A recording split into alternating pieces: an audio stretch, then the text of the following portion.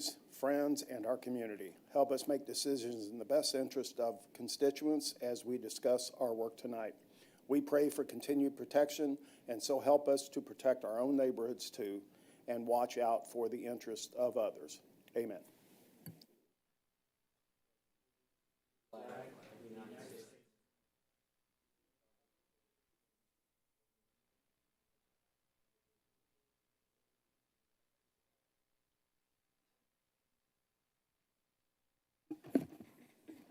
Good evening, everyone.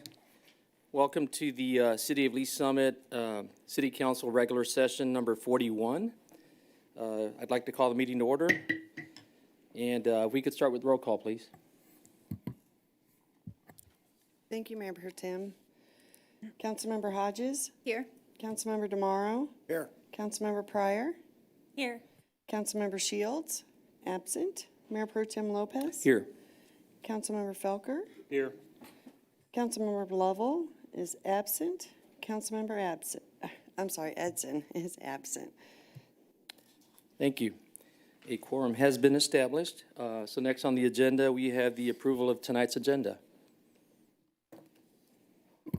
Mayor Pro Tem, I move to approve the agenda. Second. Thank you. Motion's been made by Councilmember DeMauro and a second by Councilmember Hodges. Do we have electronic vote?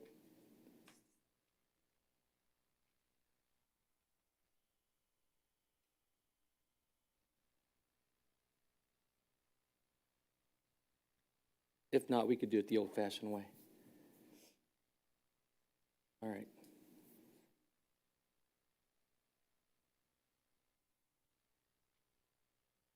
Thank you, Ms. Lombardo.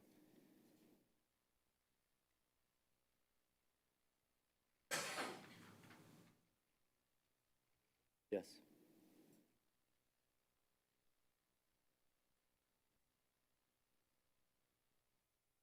Great. Agenda is approved. And that takes us into the approval of the consent agenda.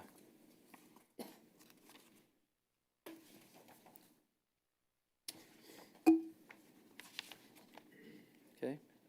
Please tab the vote.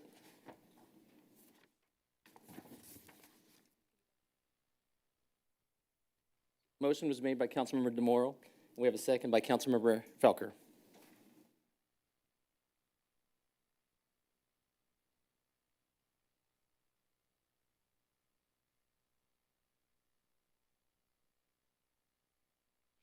Go. Great, thank you. Consent agenda was approved 5-0.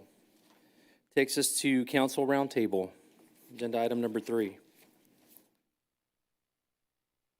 Yes, Councilmember Pryor. Thank you. So last week when I was thanking everyone for being at Downtown Days, I'd missed the water department passing out or handing out water. That was such an important, my 4-year-old claimed she was dying of heat exhaustion. So they basically saved her life. So yeah, how much water did you guys end up handing out? Do you know? Don't know. How much? 400 gallons. That's a lot of water. So that's awesome that you guys do that. Thank you. Great, thank you. Appreciate that.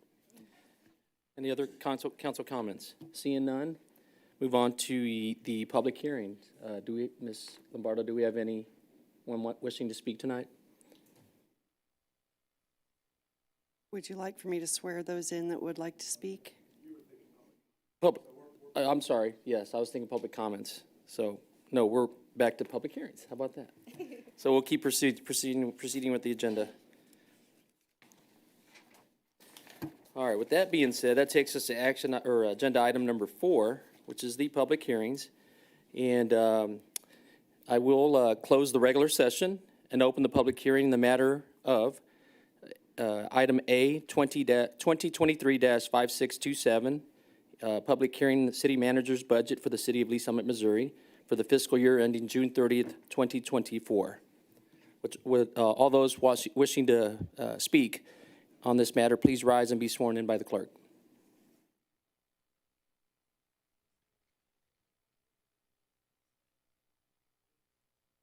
Great, I think we have City Manager Mr. Dunning.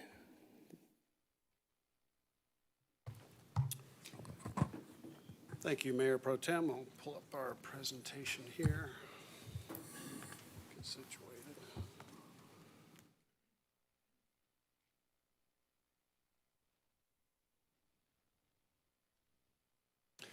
Okay, Mark Dunning, City Manager, here to present the fiscal year 24 proposed budget. Fiscal year 24, just for those that aren't aware, that covers a time period from July 1 of this year all the way through June 30th of 2024. This budget has been presented to our Finance and Budget Committee over at least 2 meetings. There's other components that carried over into other meetings, but there was 2 very dedicated meetings that this proposed budget was presented to that committee. In many ways, I feel that our annual budget is the biggest policy level decision that we make together. When you consider we're allocating resources to certain departments to provide certain services for this community, to find ways to make enhancement to services, add services, things of that nature. So this is a big topic, and we do it annually. And so we're thankful for the time that we have with the Finance and Budget Committee and with you as the mayor and the council presenting this information. Our agenda for this presentation, briefly, just so you know what we'll kind of march through here. We'll connect our budget to our strategic plan and our core values. We'll do that early on, but then as we go through the budget, we'll connect many of our services that we provide, some of the expansion requests we're looking for, back to our strategic plan, being mindful of our core values. We'll dive into our general fund budget details. We'll probably spend quite a bit of time on that. We typically do. General fund is our most flexible funding sources, and so we do spend quite a bit of time on that. We'll do the same here with you and go through those budget details, including expansion requests, those opportunities for expansion requests and enhancements. Topic 3 here, public safety sales tax budget. This is new for us. This is the first budget for the public safety sales tax that we have put together, and we want to dedicate time to work through that with you as well. Then we'll turn our attention to other funds. Budget details, there's a slide on that gets further into details on that, and we'll spend some time there and wrap up with our total budget request. I would note that in your packet, there was a lot of slides. If you saw those, we don't intend to cover all those slides after kind of the conclusion. You could probably see where the conclusion of our presentation was, but those are department summaries that were in there to take a little deeper dive into each department so you could see information there. We can certainly pull those up if you'd like, but it's not intended for us to cover every one of those slides, or else we'd be here for quite a while. So just a reminder, this is our Ignite strategic plan done in 2019 over into 2020. These are our 7 critical success factors that give us guidance on where we should be providing focus for the work that we do here at the city. These 7 critical success factors all have implementation plans and steps associated with those. So these are our areas of focus, if you will, for the next 5 to 10 years as we continue to develop and redevelop and reinvest and provide service to the community. So we will connect many of our budget items back to these critical success factors and our strategic plan. Being mindful of our core values that came out of that strategic plan. We have a vision established by the community and the mayor and the council. We have a mission, organizational mission. But as we prepare this budget, we want to be mindful of our core values as well, stewardship, service excellence, and having integrity in everything we do. This really, in my mind, connects to our approach to our work. If we keep these in mind, that's how we should be delivering services to our stakeholders. And in many ways, this is our stakeholders then looking at us as an organization, holding us accountable. And I like that thought, and that's why we put it in here. This is our core values. Hold us to call us out if we're not abiding by it and performing, delivering services in these manners.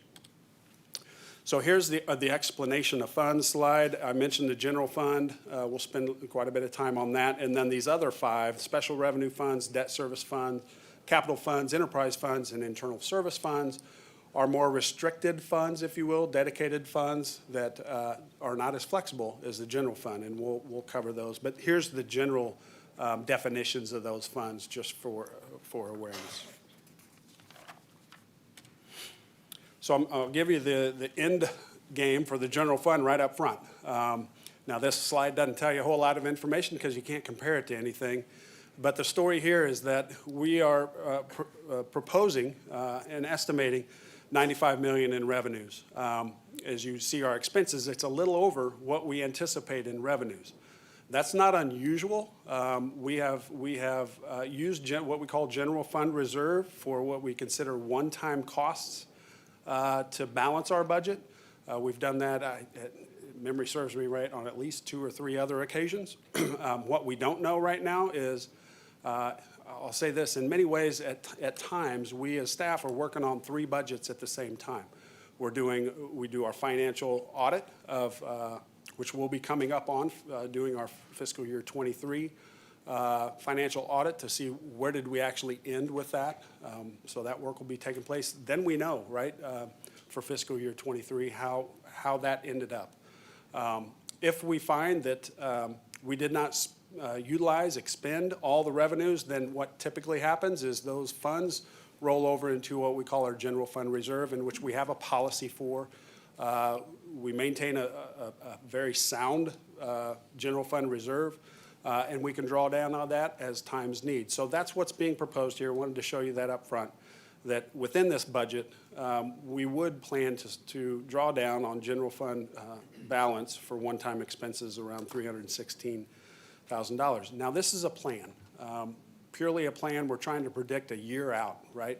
So we'll see where fiscal year 23 comes in, but we know that there's an opportunity there with a healthy general fund reserve balance. Show this slide here to help you understand. We have been on a path of modernizing our revenue streams, our revenue sources. We know at the state, for instance, you'll see in future slides how the franchise tax is declining due to certain reasons and things of that nature. So over time, we've taken steps to what I call, and I think the mayor refers to this as well, modernizing our revenue streams. 2020, we had the use tax approved. In 2021, there was a 10-cent reallocation from our debt levy to our operational levy. Half-cent public safety sales tax in 2022, and then recently in April, the marijuana tax voted in.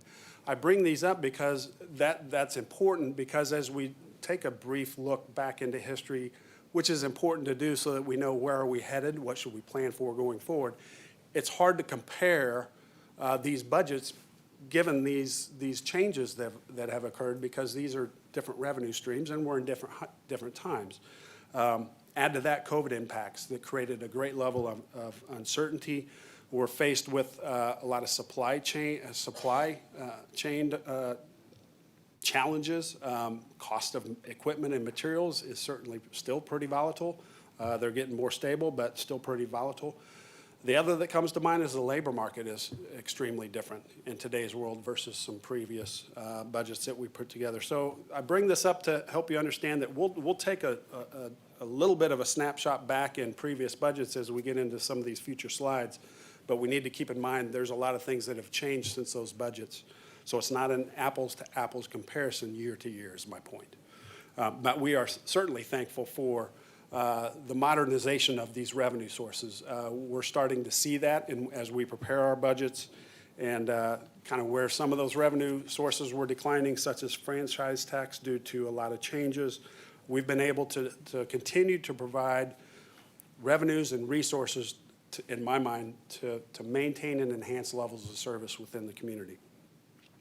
At this point in time, I'll turn it over to Eric Stoyanov, who will take you through some of the numbers here so that you can see how we've put together our revenues for this budget. And certainly ask questions along the way, yes. Thank you, Mr. Dunn. Just one, or really one, kind of 2 questions, was just a reminder. You mentioned the reserve balance. Yes. Can you remind us, or could you tell, could you give us the number and then what the rule is? I know it's basically a percentage of. We have a slide for it. Okay. Yep, we will get to it if you will allow us to. Is it called something different in the slide? Because I was looking reserve balance up to make sure I was going to the right slide. General fund reserve balance is one that we use. Betty, is there another term? General fund reserve? Okay. I was trying to search it to see it so I could look at it. And I Okay, don't see it. well, I could tell you right now, if you, before we get to the slide, what the policy is that what you're interested in? Policy and then where our number is right now, but Yeah, let me, just real quick, just for awareness. So general fund reserve policy is basically 16.67% of the general fund reserve maintained in an amount equal to that of at least 2 months average of either the general fund operating revenues or expenditures, whichever is greater for the prior fiscal year. okay. Okay? Right now, as of June 30 of 2022, we've got a little over 48 million in our general fund reserve. So we're well over that 16.67%. Got it. Thank you. You're welcome. Did that answer your question, Councilmember Pucker? We do have another question, Mr. Dunning. Okay. Councilmember Hodges. Just a quick question. I know we're not over by much, but do we usually commit on our numbers just so that way we're kind of padded there? Like when we're putting things in the budget? 'Cause I mean, for us to be over, I know it's not by much, but just, do we predict we'll probably be under? Is that kind of why we're okay with? History would tell us Okay. that, yes. Now, I believe last year, I want to say we looked at using, I want to say it was 1.4, 1.5 million in general fund reserve to kind of balance out. We'll see how close we come to that, but I think that what you will see is, that was the plan, but history would tell us, given a number of things, right? Whether it be vacancies and things of that nature, seems like we're always putting some back into the general fund reserve, Okay. even though we're kind of planning that. Okay.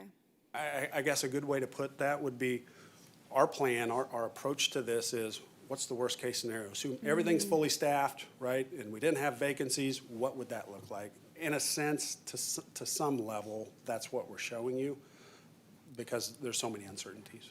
Okay. I'm one where I love zero balance budgets because it's like, okay, you have everything. It looks like you've got everything exactly. You're being wise. I mean, not that you're not being wise, but it just looks better on paper when we're looking at it. So I just want to make sure that we're not, making a habit of going over and we're constantly going over. But Sure. it sounds like. Yeah, and we have a slide in here, well, actually, there's an ordinance on, for this evening of the 16 budget amendments for this fiscal year that we're in, right? Because we adapt as we go along. This is the plan, we work the plan, we adjust the plan as the data comes in and we see how it's performing. Perfect. Thank you. You're welcome. Thank you.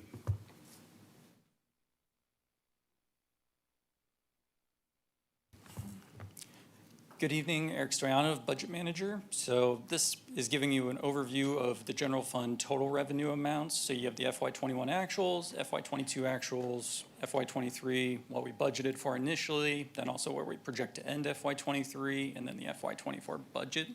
So these are the major categories. These are kind of the roll-up. So within property tax, that includes property tax and railroad tax from Jackson County and Cass County. It also includes a replacement tax, which is a tax on manufacturers, tangible items, inventory, things of that nature. Sales tax comprises our sales tax amount, our use tax amount, and then with this budget, that 3% adult and non-medical adult use marijuana. And then also includes our economic activity taxes.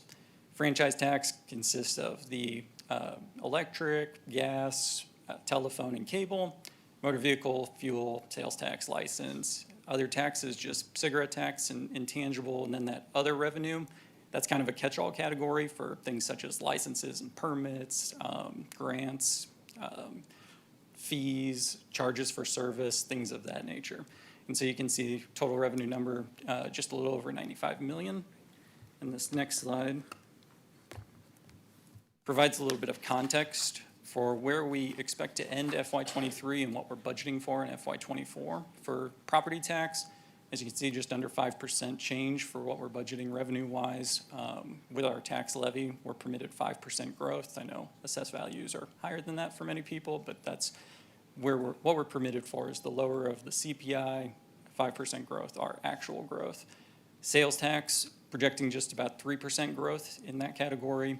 Franchise tax, we've seen really strong numbers for electric and for gas in particular, but for cable and television, that number has been going down pretty steadily and kind of more, I guess, yeah, it's dropped pretty dramatically in recent years. And so that's the reason why that's roughly budgeting the same, just a slight decline, which actually matches historical trends that we've seen.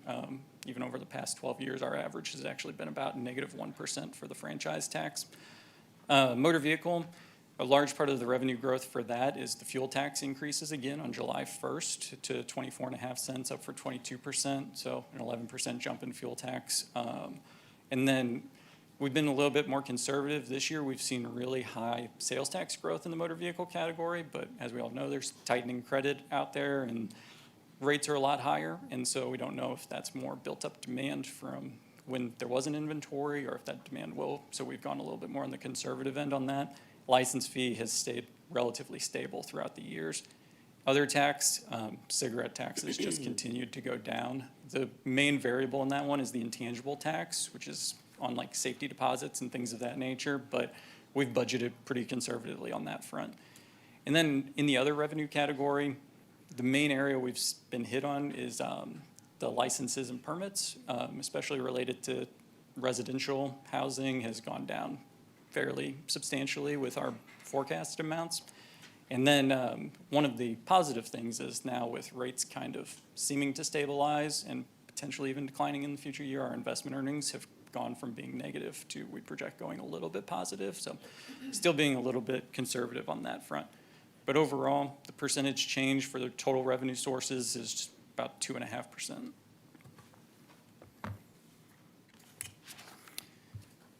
And then this is just a visual representation of what we're seeing in our general revenue. As you can see, property tax, sales tax, and franchise tax consist of more than 70% of our revenue sources. And so those numbers have continued to go up. The other revenue, that number's pretty much fluctuated between 19 and 20 million, I'd say, over the past 3 fiscal years. And then the other tax is a pretty minimal amount. So overall, we're seeing good growth in our major revenue drivers. And then the other ones are staying relatively stable. And so I was going to pass it over to Rick Gentry to talk a little bit more about expenses, unless anyone has questions on the revenue side for general fund. None at this time.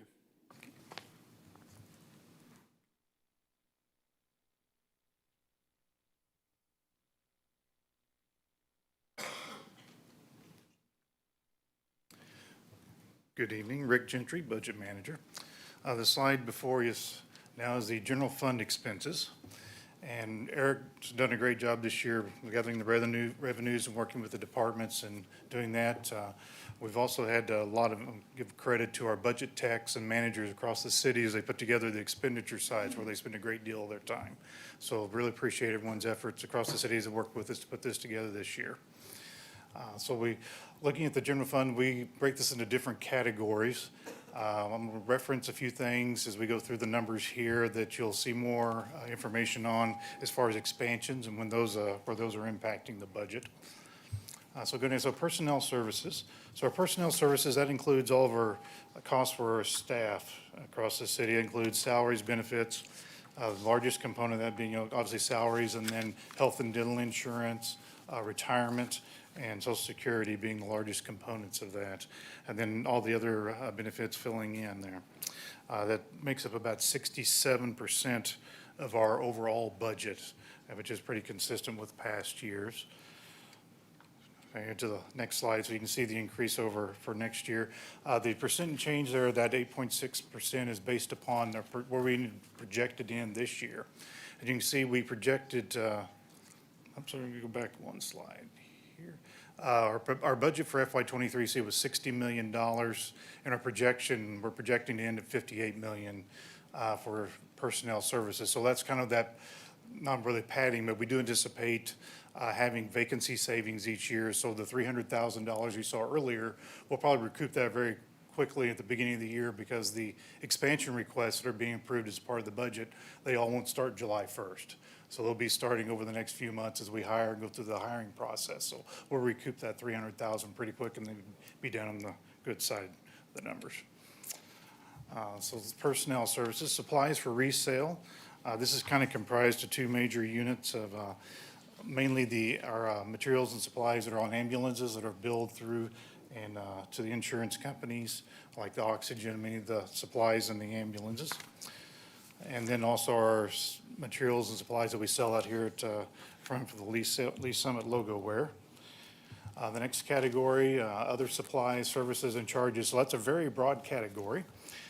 It covers many things from supplies and services, contracted services, professional services. The largest component of that $14 million is comprised of our bad debt experience and our adjustment on our insurance for ambulance services.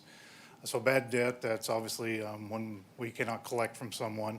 We have a third party that does the billing and collections for us now. This year we did have a significant write-off as we changed vendors in the past year. That was, as the bad debt came over from the prior company, some was rather old, so we did do a rather large write-off that did put us up over our anticipated budget for this year, but we're still overall within the department, within our budget.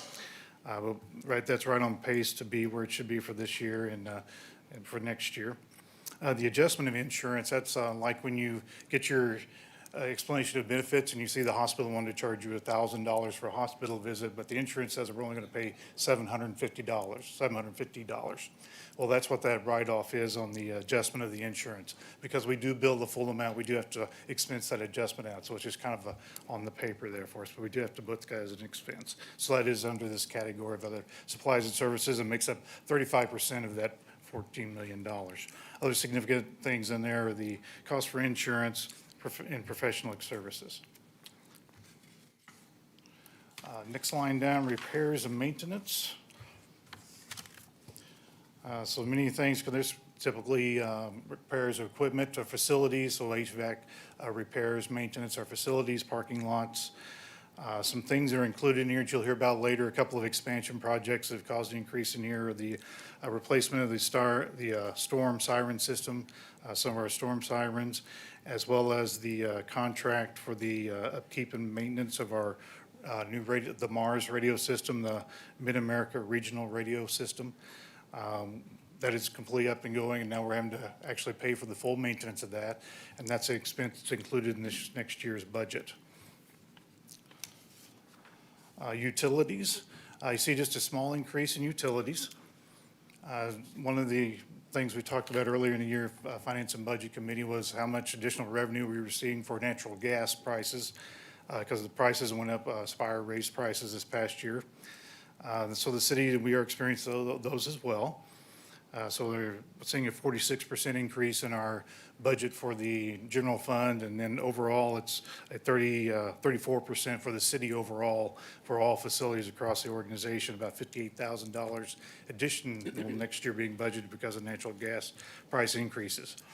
Electricity, on the other hand, we're seeing a small increase, but we do have some kudos out to our public works staff as they are converting lights to the new LED lights. Excuse me. Some of that's being funded through capital projects fund, some through the general funds or supplies and materials. But they are seeing a savings there where they're actually down, budgeting a smaller amount, reducing by about 13% their budget for street lights under. So they're seeing some savings there. They're getting the payoff for making those changes to those more efficient lights. Fuel and lubricants. We're not paying $4 for gas this year, so gas is down. It is still high, but we're still seeing a small reduction in cost in fuel and lubricants. Miscellaneous, this is a category we've kind of cleaned up over the last couple of years, and the only couple of things are left in there. One is the discretionary accounts for the council and the mayor for discretionary programs and administration, their contingency account. And then the large item in there, $350,000 for next year is it's called a refund expense, and that's part of our GEMT program. That's the Ground Emergency Medical Transportation Program that the city participates in. It helps reimburse the city for uncompensated cost reimbursement for medical transport. So we do pay into that program. This year we paid, for example, for FY '23, we paid $331,000 into the program. And then once we file our reports and they go through and audit all of our expenditures that we submitted, we did receive a payment of $973,000 for that, so a net of $641,000 back. And because of the complexity of that program, we did contract with a vendor this year to help us with that filing of that, so that'll will come out of that as well. Capital outlay. So capital outlay is one of those that's kind of, we purchase equipment, things over typically $5,000 as on an as-needed basis. So you don't see a flat number there of the gradual increase. It's up and down from year to year. So this year, we've actually spent about $56,000 out of there as we identified some needs since we created, or since we did the projections, getting some surveying equipment. But for next year's budget, it includes mainly things you're going to see as part of the expansion request later on is the ambulance payment for a lease of ambulances, fire rescue boat, and then the first payment for the lease we approved last year for the pumper trucks that were ordered last fall. That lease payment first, the first interest payment is included in that $477,000. The interdepartment charges, those are our internal service funds. So that's for the overhead for fleet, IT, and central building services. So it goes to, so about 60% of that is for overhead, and the other 40% of that, about $3 million, I'm sorry, is about for the equipment replacement programs, the ERPs as we call them. So that's for the MERP and SLRP, which is IT, computers, equipment, software licenses, VERP for vehicles, and BERP for the building and facilities. And the last one, transfers out. This is the items included in the transfers out include the $50,000 transfer to Parks and Recreation from the general fund for going towards Legacy Blast. There'd be the transfer from Fire and Police to the Public Safety Equipment Replacement Program, $430,000. And then about $490,000 of expansion, of transfers for expansions that you'll see later on the list for vehicles, and computers and equipment. They'll be transferred to those equipment replacement programs. They'll make the purchase over there, and then in FY '25, then they'll start their ERP payments as part of that budget process. So overall, we're looking at about 2.21% increase in expenditures for next year. Any questions on just the high level? Yes, thank you. We do have a question. Councilmember Felker. Thank you, Mayor Pro Tem. And thank you, Mr. Gentry. Appreciate it. I'm sure so much information goes into putting this together. So, and appreciate that it's simplified and then you get us to ask questions about details. So, hope you don't mind. So, other supply services and charges, you explained that as being related to writing off debt, insurance. There were three main things you said were the primary components of that. It's a decent budget category. So I'm just trying to. It's written as kind of like this other thing, but it's a big chunk of expense. So I'm wondering how that could be better, because I wouldn't think at all debt write-off by looking at it as other supplies, services, and charges. I wonder if there's a different way to categorize that. I know I'm not going to, just for the future, but can you remind me what those three main categories are and how much of the 14 million it consists of? Sure. The largest chart that part of the $14 million is consist of bad debt expense. So that's a write-off of bad debt for our claims on ambulance calls. So people that just don't pay. Is that the primary source of those bad debt? It's about $1.5 million, and then about $3.5 million, and that's just an adjustment because we have to write off that expense. We bill for a $1,500 trip, we get $800 from insurance. We have to expense that balance off. It's an accounting thing. We do have to account for that under GAAP rules. So those are the two. That's the two biggies. That's the biggest part. That's 35% of that $14 million, about $5 million. Okay. Other large items, next would be professional fees, and that's for things like when we have consultants, engineering fees, services, anything that's done out of for professional expense. And that's to the tune of being budgeted at $2.8 million for next year. That's about 20% of that number. Next would be travel and meeting expenses. That makes about 8% of that number, and it's about $1.1 million. And then next would be insurance expense, which that's the general fund where the general fund departments contribute to the claims and damages fund to pay for their part of the insurance costs and claims. Okay, so if actual claims and damages, claims for damages that have actually been paid out come out. Yeah, there's a separate fund for that, that Eric will cover in the other fund section. It's called claims and damages. So when we have say, a city vehicle that's in an incident with another vehicle that does damage, we pay out of that fund. It gets expensed out of that fund. And the departments go through, and that's one of those internal service funds that the general fund departments as well as the enterprise funds pay into to help You offset said those costs. approximately, what was the amount for that? For the general fund is 910,000, Okay, and that's 6.5% of the total amount. And everything else included, I mean, if the page is it's about 1 1/3 pages long. I just did the there's a lot of highlights. smaller things. Oh, yeah, much smaller. You know, it's supplies and materials, it's small equipment, it's the, small furniture, animal expenses, prisoner expenses, uniform rental, postage, printing expenses, just about every, telephone bills, concrete, asphalt, rock, gravels, salt and sand for snow removal. So it includes everything else. It's a very broad category. okay. Yes, I agree. It's a very broad category.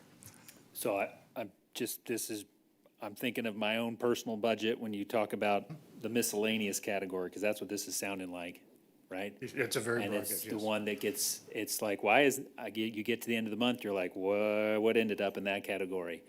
I'm not sure how to, I'm not gonna critique what you have, because I would like to think what we're doing isn't radically different. It doesn't look radically different than what we've done in the past. But when you put all those things out there, they start having more flesh on the bone. And, professional fees at nearly 3 million, so we're funding various studies, which again, or I think you said consulting fees, and so, what would those be? And so I'm not necessarily know if you're ready to provide that, and I don't know that I really want to know. But again, you just start putting bigger numbers out there, and I think as a council, like, how many studies are we funding with 2.8 million? Like, what consultants are we asking to do what? Yeah, and that's just a small portion of, because remember, these are rolled up from all the departments in the general fund up to these totals. So there's a lot of lines, and we can come back and give more detail if the council like, and maybe in the future we can. Yes, yeah, on a lot of the on-call contracts. So that's where it's kind of like, Yeah. well, what do Your you mean? HVAC, your electrician, your plumber, Got plumbing it. services, those are all Okay. under there, those are a lot of the contracts that come forward to council for approval. So if it's a capital project, it goes into the capital, or probably under Brian with CBS, but if a lot of those services, repairs and maintenance fall under there. And I'll just, maybe it's just me, but when a person says a consulting contract, you usually get a certain feel of what that is. There may be a certain impression of what a consulting contract is. But then when you talk about the on-call, I have a different feeling about that. I hope you understand what I mean when I say that, because I've been in the part of those conversations where, okay, well, this makes sense, this helps to address these certain needs. So anyway, I appreciate the additional explanation there and drawing that out. Okay. Well, again, I don't know that it's anything you're gonna change now, but when you have a budget category that's the second largest, next to basically paying for employees, it seems like, and I know you're already working really hard to consolidate this and not make it more complicated, but boy, there's a lot in there that just seems like it's helpful to see the detail. Again, I'm sure there's another, you could send me the slides you're talking about, and I could see that outside of this summary. And I think you offered that much, that if you wanted to see more detail, we could send it I'll around. certainly give that to Mr. Dunning, and he can share that with you. And it's part of the budget team. Mr. Dunning's the leader of the budget team, so any feedback you can provide to him, he'll get with us. And as we move forward in the future years, we can certainly do that. So that was my first question. My second question relates to transfer out. And forgive me, I wasn't writing notes down yeah. when you talked about that, and that's kind of, we're talking about if you will, transferring money out of general fund to other departments, right? Yes, sir, to other funds. Okay, and this number, just looking at the last couple years, swings quite a bit. And is there a reason it swings so much? I think I've had this conversation with you last year, but I don't remember. We're going from this year being 6.8 million now down to just less than $1 million. So what's? All right, let me get my notes. Yes, sir, so for this year, so for example, let's see, this year FY '23 projections is the $6.8 million, so transfer out, so that includes $50,000 legacy blast.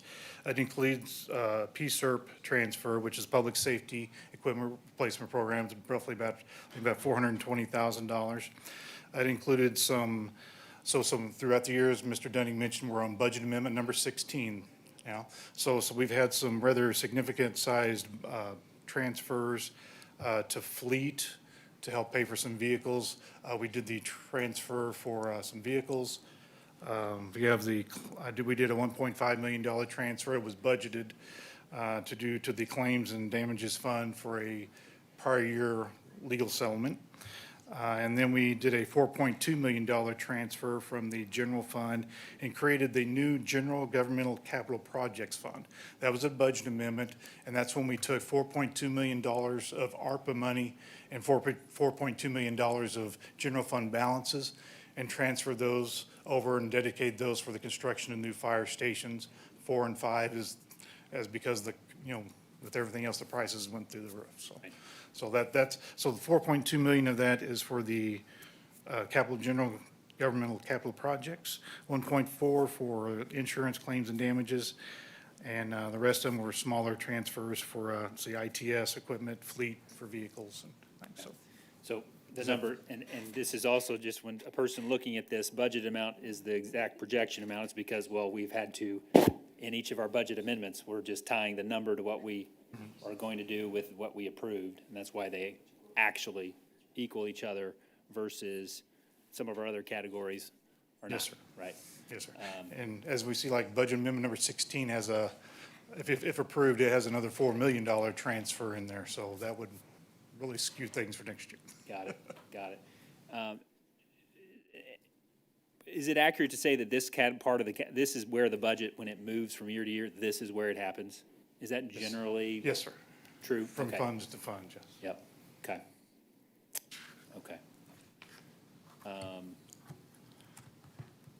Because and this is just giving context, we did not actually, when we budgeted for 2023 fiscal year, we did not budget 94 million. We budgeted quite a bit less. That's what, Yes. meaning you could take that transfer out number and probably take it out, and that's what we were actually budgeting for 2023 fiscal year. Yes, that'd be much closer. Let's see if we go back. Well, yeah, because on that slide, that's the current approved budget of 94 million. So yeah, I think we started out closer to 90 million, and then we had the four. Yeah, so we started out, because we did do the 4.2 million with a budget amendment. Yes. So we were closer to 90 million when we started the year. Okay. And it's just, I think Councilmember Hodges maybe was saying something to this effect when you're building in. We are typically a bit more conservative. I'm just having gone through this now a few years. You look back, okay, well, we had these amendments that go on from throughout the year, and we probably don't want to budget 100 million for this year. Looking at the numbers we have right now, even though there's potential that if both revenue, the need is there, we have a reserve balance if we would have to, a fund balance that we'd have to draw on, or we have other revenues coming in that are sufficient to handle it. But I'm just maybe speaking out loud about the context that I've seen now play out a few years. Even though we are increasing our budget, it still could be considered conservative in some respects. Yes, sir. That'd be a true statement, sir. Okay. And, so right now it's just 2% increase. Obviously, if we had additional expenses, 16 amendments this next fiscal year, we might have, it's not a 2% increase. It could be more, but again, we may have the means to do that going forward. So, okay. I think I'm rambling now. I appreciate you dialoguing with me about this. It's helpful information, helps to understand what we have in front of us. Thanks. Thank you, Mayor Pro Tem. Thank you. No, those are excellent questions, and I know that this has been presented a couple of different times, broken down in the Finance and Budget Committee. And just to kind of piggyback a little bit on Councilmember Felker, I don't see any other questions at this point from my colleagues. Obviously, when you look at this from an expense point of view, some of these are pretty obvious. I think all of us as consumers, if you own a home or a commercial property, repairs and maintenance, I think we're all experiencing supply chain and increased expenses there. I don't see why the city should be any different. As far as personnel, obviously that's another one that stands out as far as percentage change. What areas, as far as departments, I don't remember the detail on the committee presentation, what areas or departments are we seeing more growth in?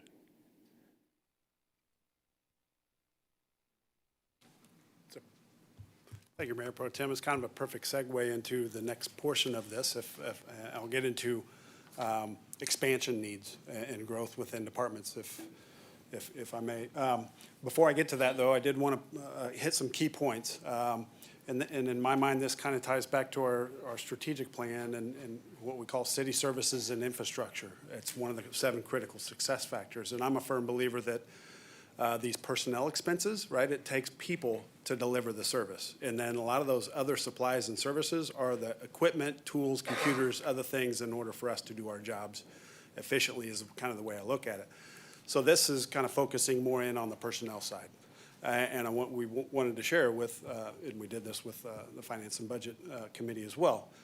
What is included in this budget is a 6% pay increase for core general. Now, what that is comprised of is a 2% range for all positions to move 2% and then 4% increase. So in reality, all that happens together so that it results in a 6% increase. I'll touch on some of the thoughts about our compensation and benefits here in a moment when we start looking at some of these expansion requests and things that we would do differently in this budget that we haven't done in prior year budgets. So also included in this is those labor agreement pay increases that have been renegotiated with FOP, Fraternal Order of Police, International Association of Firefighters, and the, why is the last one escaping me? IAM, yes, with Public Works and Water and others. So all those are included in here. I'll go through our general fund personnel expansion requests so you can see those. A note that the ordinance was just done on expanding our public safety group and our loggers program to include our communications and detention staff. State regulations changed, which allowed for that, and so we're in that program now. And then also included in this is a 10% increase in health and 5% in dental from a benefit perspective. So moving on, and we'll eventually get to personnel, but here's some of the one-time general fund needs that we see that are included in the budget. AED replacement, that's a program where we do have numerous AEDs. Our AEDs that we currently have, they vary in their style and their age, and we do have them in several staff vehicles, but not all. So putting this in place would provide uniformity in our AEDs throughout our fleet, if you will, and put us on a very good platform for continual repair and operation and upgrades when it comes to our AED systems. I should step back because we're starting to talk a little bit about public safety here and share with you all kind of our mindset, my mindset and our budget team's mindset about preparing our public safety sales tax. I felt pretty strongly that if we have something in place, like we have AEDs in place, we have a rescue boat in place, that's something that we should have been planning for in budgets, to replace, to upgrade, and take care of that as it's already being utilized. And so we're taking an approach where utilizing public safety sales tax would be a true, I'll say, expansion of public safety or an addition of an additional piece of equipment that we didn't have. But if we already kind of had it in place, let's take care of it if we can out of general fund. So that's kind of how we've built these budgets, to truly look at enhancement of or something new to be funded out of public safety sales tax. And if we already kind of had it in place, let's continue to try to take care of that out of general fund. So AEDs would be one of those. We do have an existing rescue boat, one of them, that we are looking to. This would be a significant upgrade of that boat. And we'll talk a little bit about why we'd like to significantly upgrade that, because what you'll see in the public safety sales tax is an additional boat. And when we talk about these pieces of equipment, if you talk to Chief Snyder, there's something called muscle memory, right? And as your staff utilizes their equipment, that's why we're standardizing our pumpers and our ladder trucks, so that muscle memories, those pieces of equipment are the same throughout the fleet.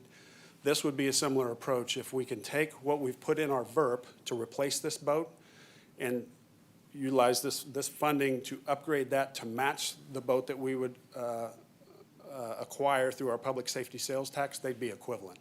And then we'd have 2 boats in our fleet to cover our community. So that's the approach here with this rescue boat replacement. We talked a little bit about our outdoor warning siren, Rick did, replacement. We do have outdoor warning sirens that need to be replaced. They're kind of at end of useful life, and we could upgrade those so that we have consistency throughout the fleet with our outdoor warning siren system. Kind of tying back to the thought about moving our ranges for our positions 2%. In 2017, we did a pretty comprehensive compensation and benefits study in 2017, and we've put resources in place to kind of stay on top of that so that we don't go 3 to 5 years without being mindful of where our ranges for our positions should be. So we've done a much better job of that. This is not a full compensation and benefits study. It's intentionally worded to be a review and analysis, to check market, to see where we're at. Not utilizing a firm like what we had done in the past, but utilizing resources that are available to us, Mid-America Regional Council being one of those. Find data points and do a review, do an analysis to see how we're doing with our competitiveness in the labor market. So that's what that entails there. And we do have, again, resources in place here at the city that is very mindful of that in our HR department. A utility vehicle with spray tank, what that entails is a smaller vehicle that can do a lot of the spraying and maintenance within our right-of-way and tough to get to areas within town. So that's kind of tying back to overall maintenance of the city. Same thing with the pavement milling machine. We do not have a large pavement milling machine when we go about repairing some of our roadways. With as many lane miles that we have and with the crews that we have, we could benefit tremendously from having that type of equipment for efficiency in repairing, maintaining our roadway systems. Along with that, a 16-foot trailer to move equipment from job site to job site. 2 half-ton pickups. I'll tie that back to some personnel expansion requests for ongoing maintenance throughout the city. And then generally scattered throughout numerous general fund departments, just some upgrades, some with monitors and equipment for efficiencies in performing our work. So what you see there is one-time general fund needs of $813,000. That's non-personnel. About 145 of that is connected to personnel for that total one-time expense of $959,631. Question on that one? Yeah, Mr. Dunning, we have a question. Yep. Councilmember Felker. Thank you, Mayor Pro Tem. Thank you, Mr. Dunning. So with the pavement milling machine, so we don't have one now. So is this to replace what we might otherwise outsource to a third party to do that work? Outsourcing or utilizing a milling machine that takes a lot of time. I'll let Michael answer that. We do have a milling machine, but it's not to the size of this one. This is the big one. Yes, Michael Park, Director of Public Works. So we're asking for a larger piece of equipment than we currently have. Imagine what we have is an attachment to a a smaller piece of equipment like a head that goes in. It doesn't have a very large depth or very wide head to the amount of pavement it's able to mill. And so it really delays our efficiencies. We have to come in, we mill one day, then we have to come back and patch the next day. This piece of equipment will allow us to go much greater depths, so we can get to some of that subgrade where we see pavement failures. It also has a little wider head, and it's all one unit, so we can work a lot more efficiency. We can take those spoils, those millings, put them directly into the back of a dump truck, and allows our crews to work a lot better. So, and it's not a full milling machine like you would see in a mill and overlay operation. I mean, those are very, very expensive That's what I'm pieces of picturing, equipment. so. This is much smaller, kind of think of the size of like a Bobcat, as opposed to an attachment that would go on a Bobcat. Okay, okay. That, now you're helping me get context here. Okay, so it's not intended necessarily to replace what we do with the mill and overlay program. No, we're not This is more- substituting contracted mill and overlay work, but we do a lot of pavement preparations in advance of a mill and overlay contractor coming in, where we're doing those subgrade repairs, or it's a small area of pavement, we need to just go in and do some maintenance. It's not just a pothole that we're filling, but we need to do some larger pavement patches.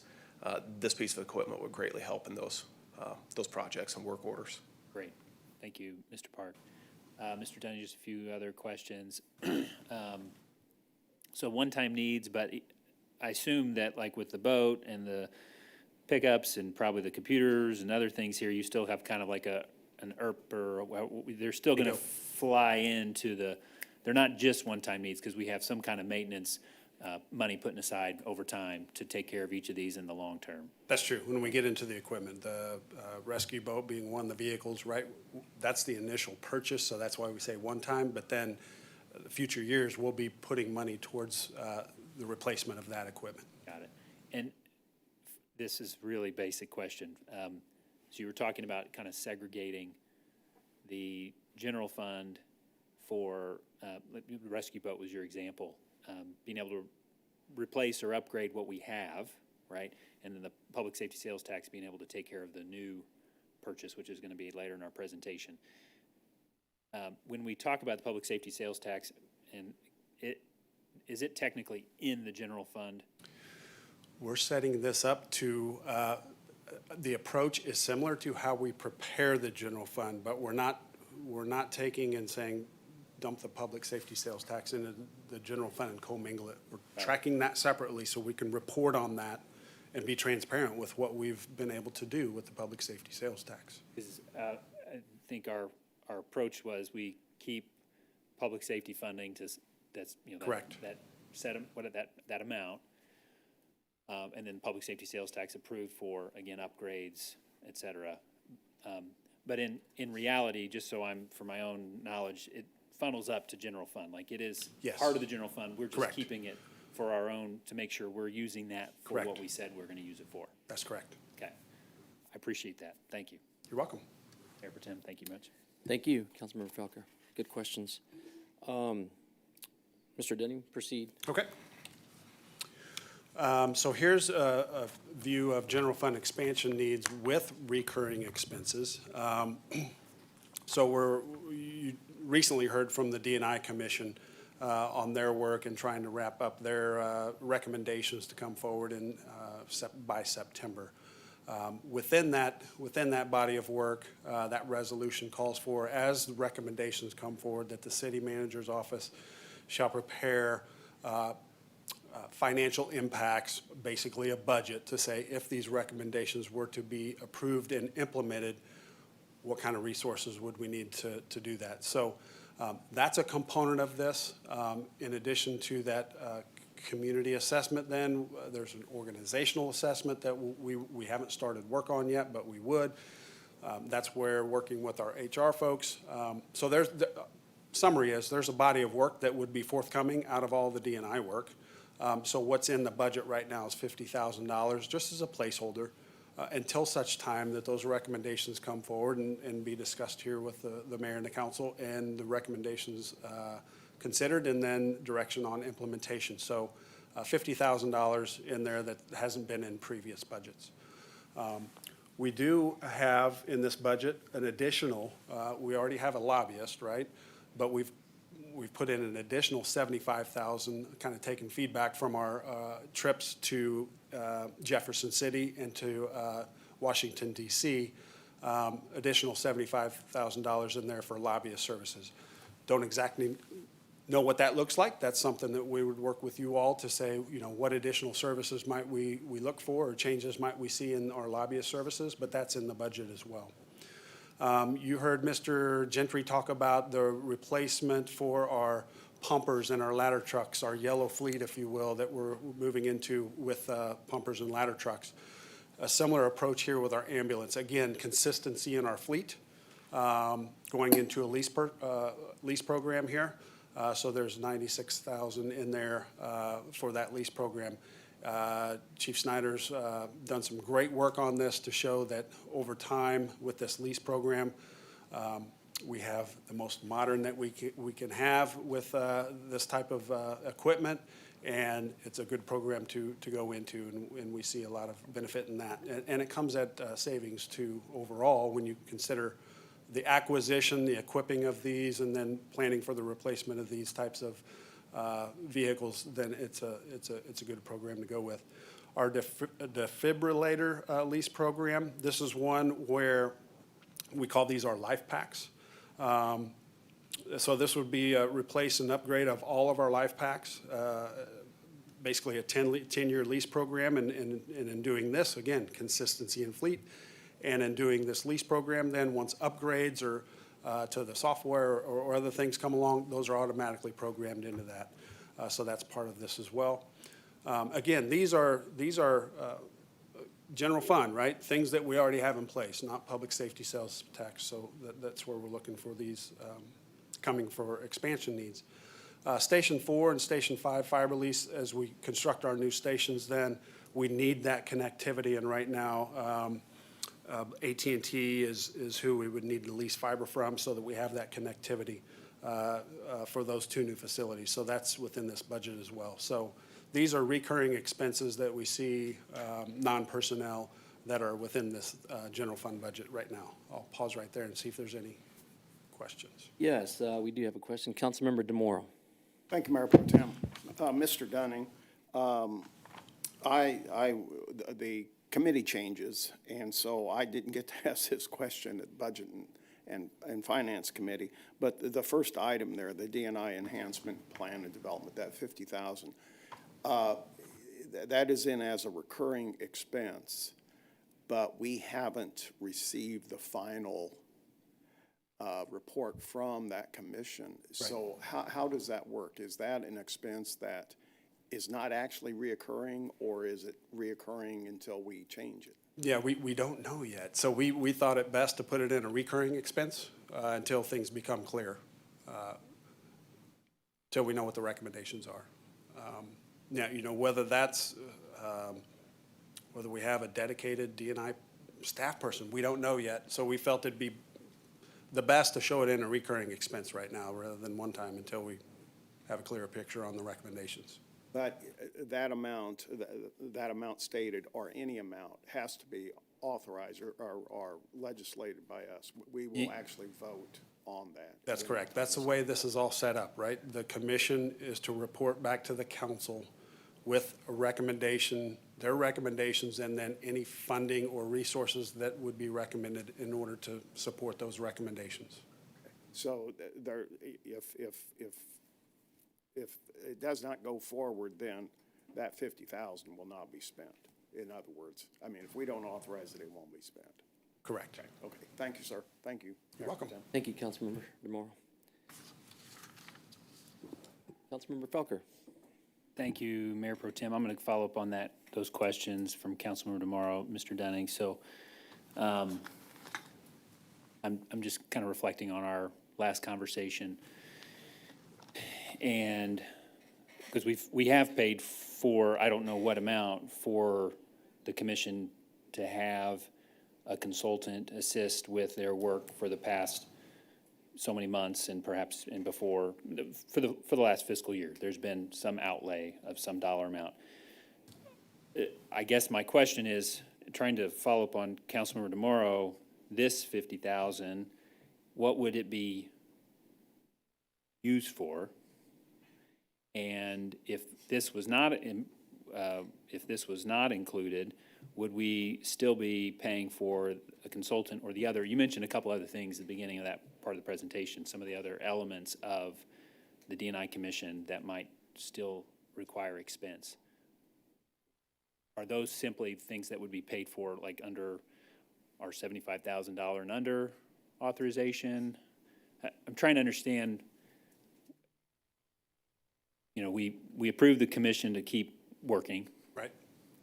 So, you know, so it's authorized to continue to its, our expected date in September.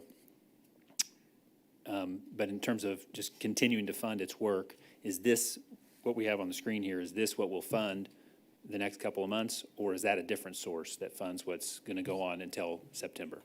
So technically, right, come July 1, we're in a new budget year. Right. So the consultant that's doing that work to develop the recommendations, portion, the funding that work would come out of this budget. This budget. Yes. Okay. So you could say part of that 50,000 could be directed to complete that work. Okay. Now, as they develop their recommendations, which we don't know what those are yet, I think it was fully anticipated that there would need to be some resources allocated to implement recommendations, because the resolution calls for the city manager to work with the commission to develop a financial plan approach to implement the recommendations. So this is preparing for that. Right. So Just a placeholder, right, purely a this- placeholder. This, and I guess, can you tell me how much, do you know how much we've paid for the consultant over the, I don't know, the last fiscal year? Is there kind of a dollar amount we would say have been expended toward her services? I could find out. I don't have that on the top of my head, but I'm trying to think. It'd be a couple different, right? We did Carter Hicks on doing the assessment, That was set, I thought that was like 70, but, probably. yep, And then rolled that into, once we had the assessment done, now the commission's working with Ms. Cutler right. on the process to take that assessment and develop recommendations. That, I think that's what I'm looking for, is what have we expended for her services? And it's my understanding, again, that was not necessarily something we authorized previously, but is kind of in the discretion of the city manager. Is that an accurate? That's my understanding, yes. Okay. And even if we said, hey, we didn't want to put this in the budget now, again, you would have the authority as a city manager at your discretion to pay for her services to help complete the commission's work. Correct. Okay, okay. Okay, and you mentioned at the beginning on that, so again, helping pay, if we have Ms. Cutler continue to provide help for the commission. And were there other, and you mentioned 2 or 3 things, so community survey and so forth, and those were things that I thought we had already paid for, but are you anticipating that there are other elements that require expense for the commission, or am I misunderstanding? I don't anticipate there would be other expenses for the commission to complete their work to bring forward the recommendations. I think them working with Ms. Cutler to bring that body of work forward is all that's necessary. Okay, and that could be less than 50,000. Yes. I'm not sure what her costs would be and how much time she has to spend doing it.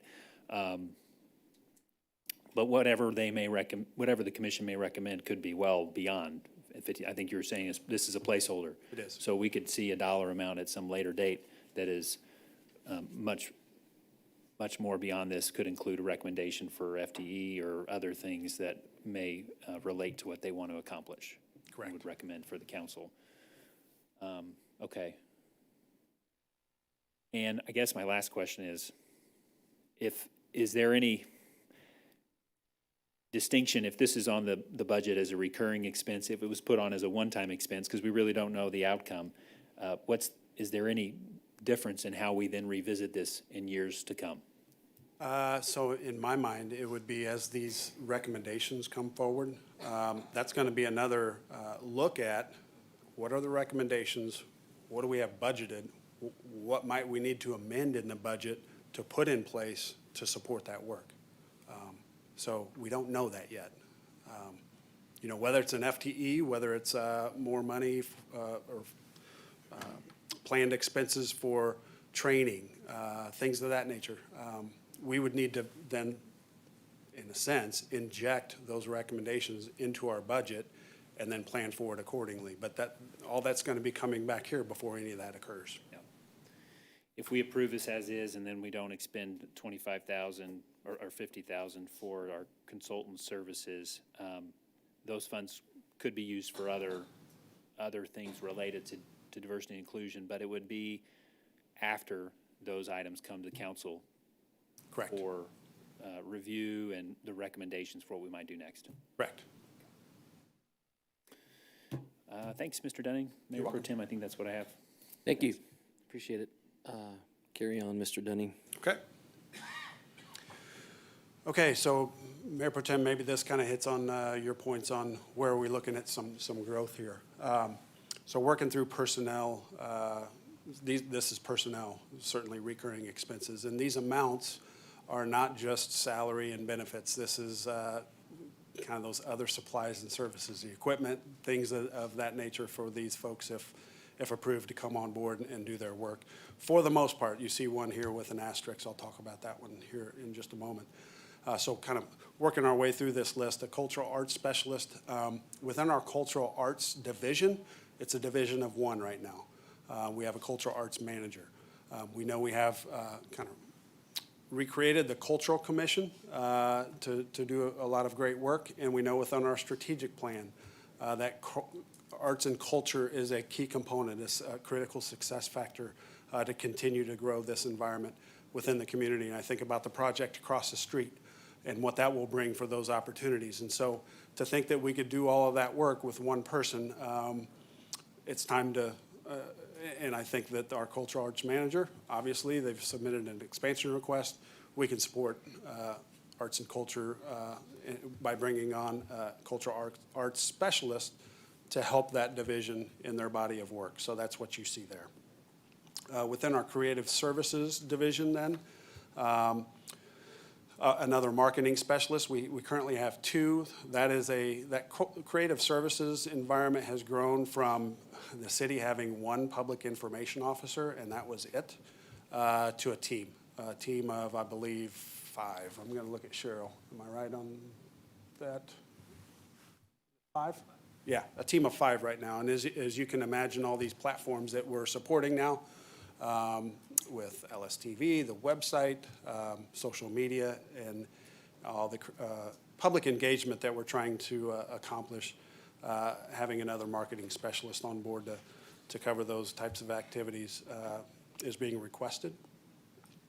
In our HR department, I've talked a little bit about the labor market and how competitive things are right now, and it's paramount. We recognize this, that in today's labor market, we must move swiftly or otherwise people find other opportunities. And so this is an approach where, especially on our recruitment and hiring processes, we could use additional resources to bring on teammates to join or provide the services for the city. So that's what you see there in HR generalist. Benefit specialist, you see a half FTE there. This is a little bit of succession planning going on here. So to bridge a little bit of a transition period with our benefit specialist retiring and bringing onboarding a new benefit specialist. So we're showing that as a half FTE, but really that's just to bridge a few months there so that that transition can occur. Again, kind of tying back to our time at Jefferson City and at Washington, D.C., the opportunity to bring on a grants manager to be more proactive in searching for opportunities for grants for the city. We currently don't have one. Each department kind of independently does their best to see what opportunities are out there. This would be a central resource connected to our finance department to help with that. So you can see that there. We are seeing an uptick in the amount of probation that's coming out of our municipal court. And so that workload is showing us that we could add another probation officer within the municipal court operations over there. EMS assistant chief. This is connected to the public safety sales tax. You see $50,000 there, that would not get us an assistant chief. What that entails is taking existing positions and elevating a position to an assistant chief, and then subsequently folks filling those roles as we create that position. So think of kind of a domino effect, right? Somebody gets elevated to an assistant chief, somebody's backfilling battalion chief, and then a captain and an engineer and things of that nature. So that's what you see there is kind of that domino effect of creating that EMS assistant chief. And Chief Snyder will talk to you about how we're funding public safety sales tax that's kind of creating that environment with 13 personnel coming on board. So that's that difference there. That's not just one position. That's why that number looks a little odd there. A CIP resident inspector with the amount of capital projects that we have going on in the city, and then in addition to that, the no tax increase bond projects that we have coming on board, there's going to be a lot of work. And so we fully anticipate that at least there's 5 years worth of work for this position to be an FTE. If it was a short-lived time, we'd contract somebody to handle that peak. But we see a lot of work coming forward. Now, the CIP resident inspector is a position that you see in the general fund, but honestly, that's a reimbursed position. So through the capital project funding, that gets reimbursed. You don't see that in this slide, but it's a reimbursed position. I wanted to make note of that. Also within Public Works and Applications Analyst, trying to get our asset management system in place so that we're more proactive in managing all these assets in the Public Works Department. So you can see that position there.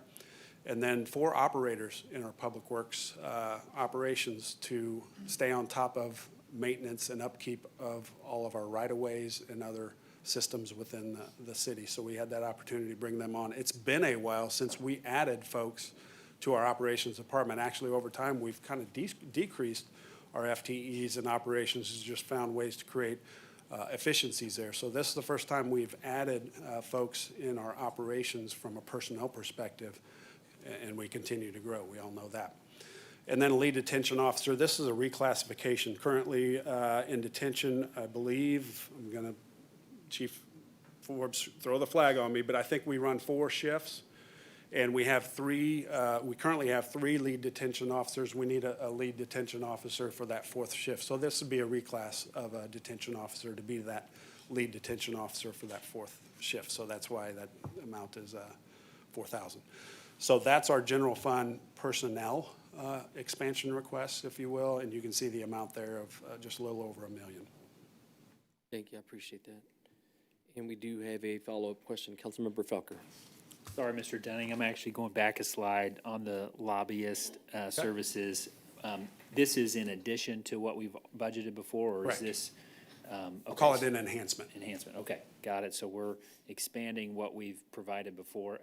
At this point, have we gone so far as to start looking for, either expanding the services of our current lobbyist, or this is just a number to help give us something to work with when Correct. we go forward with whatever's in the future? Correct. And is it anticipated that this would be able to help us not only have state services, but also federal connections in some way? Is that kind of the ambition? Correct. And thinking along those lines, we talked about is it an FTE, but you think about these services and it's about those relationships, right? We'd have to budget a lot of travel and meeting because they need to be in those locations to create those relationships and stay connected and create that collaboration. So it's intentionally not an FTE. My understanding in talking with Brian Head, we're coming up on that point in time where we need to re-advertise, rebid our lobbyist services, so timing's great. And in order to work through what's that look like, perhaps that's something that Legislative and Intergovernmental Relations Committee puts some focus to say, what should we be looking for here, and we'll take guidance from that. And then the ambulance fleet, the defibrillator, I'm just thinking when I was writing my notes about this earlier, is this money that comes from the public safety sales tax side of things, or this is coming from general fund? Because these would be kind of replacing what we already Correct. have. Okay. Correct. And then you mentioned on now the next slide, the marketing specialist, we're going from 2 to 3. Is that what I heard? That's correct. Okay. And then with, sorry, can you go through the HR generalist again? We're basically, is this adding an FTE to HR Correct. simply to, can you say that again, what you said earlier? Yes, so right now we have one dedicated resource to help all of our departments in recruitment and hiring processes, and timing is critical in doing that. And we feel that bringing on an additional resource to help with that and also to provide backup for that, so that our other folks, we have I would say a pretty minimal HR staff right now. And so if that one resource is on vacation, others have to backfill that, and they're taken away. We're cross-trained, right? Got it. But we feel we're at the point from a size-wise, from a labor market-wise, that another HR generalist is certainly warranted. So this hire, again, the intent would be could fill in many different roles. Correct. Utility player, if you will. And just for my own understanding, in that HR department serves all departments for Correct. those, for hiring and so forth. Correct. All Parks is a little bit nuanced, but yeah, funnels through HR at some point. correct. Okay. Thank you, Mr. Dunning. You're welcome. Thank you, Councilmember Felker. Okay, so what's this all look like from expansion needs? We identified almost $1 million in the one-time needs, and then a little over $500,000 in non-personnel recurring, and then we just went through the personnel recurring, so $2.5 million total. But again, if we go back to that initial slide I showed you, we would fund this, really, it's, what was it, $316,000 out of the general fund reserve. So we feel pretty confident that this is, even though we show one-time needs and things, that this is certainly, we use the term conservative, but this is a budget that could be easily accomplished, if you will. Okay, so this kind of gets to the general fund reserve discussion here. And again, that slide that I showed, modernization of revenue streams, comes to mind as well. But this is what this budget looks like. If you factored in where are we at today, general fund history, a general fund balance of over 48 million. And so you can see where we were estimating fiscal year 23 to come in. Again, we mentioned 1.4 or 1.5 million coming out of general fund reserve. But honestly, until we get the financial audits done, we don't know. But and we're still in that budget right now until we hit June 30th. So still a lot of unknowns, but that's our best guess right now on our estimate. I think the point of this slide is that, and we talked a little bit about this at last year's budget, we do have opportunities with our general fund reserve. I've already mentioned what the policy talks about. Just some key notes on this slide here. If we look back, fiscal year 20, we were in COVID. We were limited on travel and meeting. That comes out of that other supplies and services bucket. And so we scaled that back tremendously. Fiscal year 21, we were still in COVID. At that time, we anticipated a 10% reduction in sales taxes. We prepared a conservative budget when we did 21, and you can see there, I mean, revenues came in higher than what we would have anticipated, and our expenditures, I think, were less than what was anticipated, so about 2.8 million that we contributed back to the general fund reserve.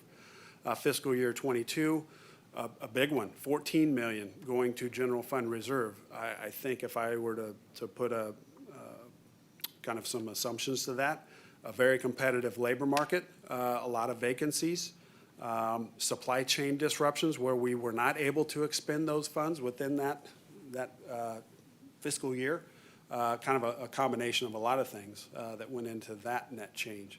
And then, as I mentioned in 23, I can tell you, yeah, we budgeted around 90 million.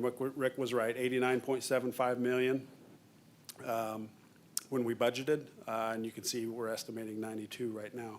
Again, we connected back to the 15 amendments already approved, and we have the 16th one here this evening. So it's a moving target, and I will tell you this, I'm so thankful that we have a budget team in place now. The previous couple years, we didn't have a budget manager. We brought a team of just different budget technicians from different departments together to do this. And having Eric and Rick and Betty and myself have a focus on our budget, I think has been extremely helpful. And I'm so thankful for their efforts to get us here. Now, we can put in place a lot of tracking along the way and reports along the way to manage our budget. So that's the intent of this slide, to kind of show you what our history looks like, but there's some caveats to each one of those as I just went through. Now, having said that, it's an opportunity to talk about the 48 million in general fund reserve and see how we could best put that to use for this community. But being mindful of our policy and being mindful of our AAA rating that we have, because that matters. We don't want to deplete it. There's a reason and a necessity to have a healthy general fund reserve, but we do have opportunities there. My mind, it's not wise to consider general fund reserve for ongoing expenses, but one type of opportunities would be a good use of those funds.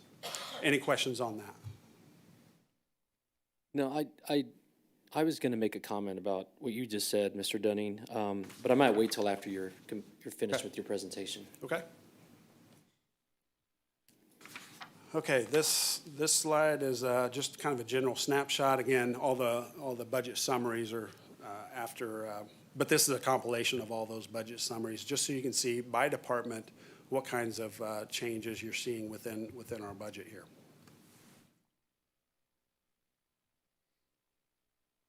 A big part of you see the big decrease for fire and EMS. Part of that is that lease program that Chief Snyder's putting into place there.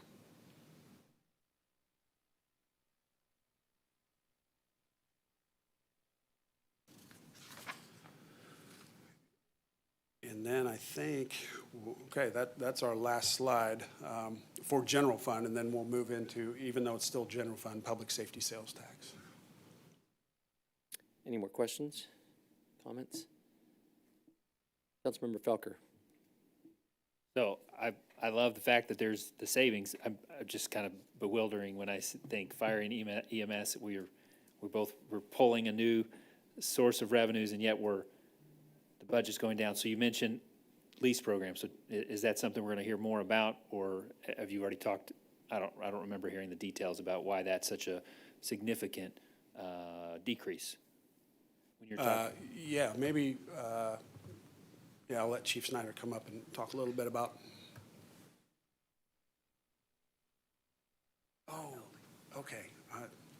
It's the 4.2 million for the fire stations. That's what that connects to. Got it. Okay, so My that apologies. number now makes more sense to Yes. me. Okay, it's like, wow, okay, so, got it. Okay, and I appreciate, Mr. Dunning, I know we're sitting here just looking at this and you're pausing. I appreciate that you're doing that. I know that, we could just kind of keep going through, and I know everyone would, but I appreciate you giving us a chance to kind of look through and think about some things, so.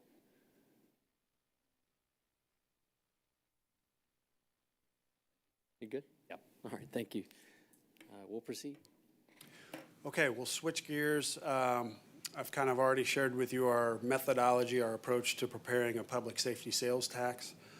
Similar to the general fund, we feel strongly that we should build up a reserve balance for the public safety sales tax, recognizing that this public safety sales tax will be funding ongoing needs, ongoing expenses, and when times might be tough, we might need to lean on that reserve there.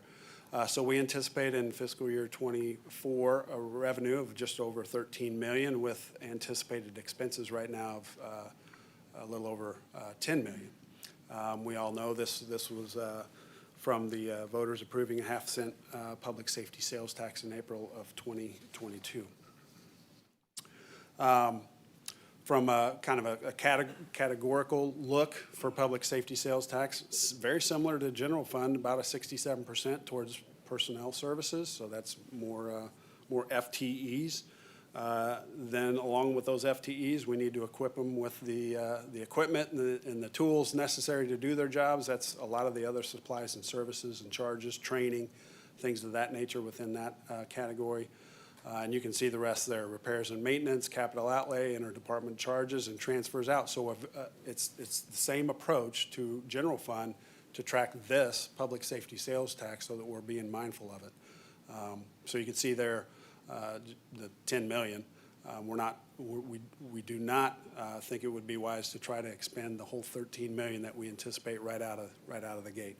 Part of that too is just bringing on these additional staff and bringing on these enhancements within the community in a manner that we can manage it and be successful with it in deploying what we can with PSST funding. Now, with that, I would turn it over to Chief Forbes and then eventually Chief Snyder to walk you through our approach to bringing on additional personnel and enhancements through public safety sales tax.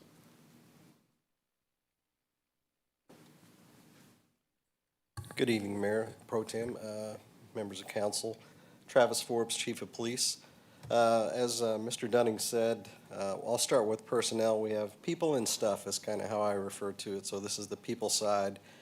And quite frankly, we would have loved to have been a little even more aggressive than what's shown on the slide here. But the reality of hiring and the competitiveness of public safety currently, this is more realistic in what we can probably attain within a year's time. You'll see, first of all, communication specialist listed. If you recall, we had a public safety communication study performed a couple years ago by Mission Critical Partners that made recommendations for increasing both police and fire communication staffing. So this is a reflection of instituting some of those recommendations by adding 4 communications specialists to our staff. We are currently 8 individuals down in communications. So again, we're chasing ourselves trying to get these positions filled, but it's very challenging. Senior crime analyst is actually a new position to the police department. This is a civilian position. In the past, we've always had police officers fulfilling the role of our crime analyst, but it's become a pretty specialized field for civilians to occupy, and it also gives a career ladder opportunity for some of our civilian personnel. A good 20% of our department is civilian employees, so we always appreciate their work. So this would create that position for us and move us deeper into intelligence-led policing and real-time crime monitoring. The 3 police officer full-time equivalents would staff another crime reduction team. We currently have a CRT team that works very, very hard and has been instrumental in solving some significant crimes already in Lee Summit, but it's just one team that works 4 days a week. This would give us 7 days a week coverage with the second team. So we're very excited about that. 2 detention officers is simply meeting the increased capacity in detention. Mentioned earlier was the promotion of or reassignment of 1 assignment to a detention lead. It's also a high liability area in our city too, so we want to make sure we have the proper supervision and staffing in that area. Evidence and property technician, many years ago we reclassified, we had 2 evidence and property technicians. We reclassified one of those positions simply out of need to a different assignment, and we discovered we still need that person. So again, it's another high liability area, and we had this always planned in our public safety tax planning to add this evidence and property technician. And again, with animal control, we're seeing an increased number of calls for service regarding animal control. More people move into Lee Summit. Dogs and cats tend to behave the same way. So it just increases our calls in a linear fashion. So that's the people side of things. Now it's the stuff side of things. We're pretty excited about annual wellness assessments. This is very similar to what the fire department is currently doing. They're assessing the physical health of their staff, and we would like to do that with our officers too. We are already meeting a mental health wellness check that is required by state law every year with a counselor provider. But this would institute a physical wellness check too, with the idea of improving the overall health of our staff for sure. Virtual reality training system provides the opportunity for officers to be placed in any scenario that we can dream up. We're looking at a screen-based system we're looking at several different options. Obviously, with the advancements in technology and artificial intelligence and such, it provides us some pretty significant opportunities in this regard. So we're excited about implementing this type of system.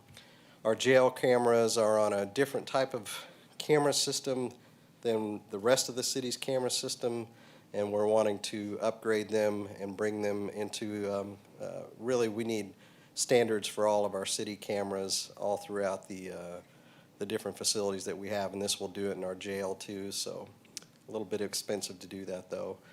License plate reader system, we've discussed when we talked about changes in the ordinance. This is the implementation of increased license plate reader systems throughout the city to help solve violent crimes.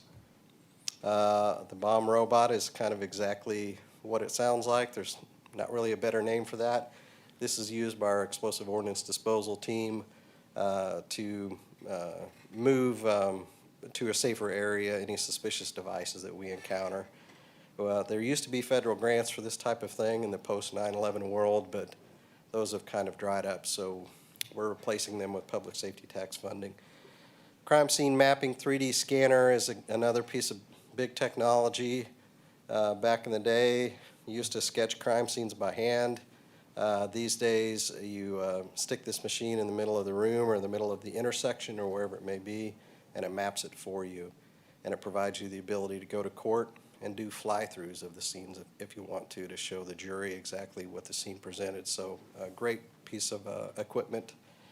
The firearms range, the vendor that we had for our firearms range went out of business unexpectedly, and so we no longer have the support we need for the internals of the firearms range, which allows us to manipulate the targets, and this would update it to the new software.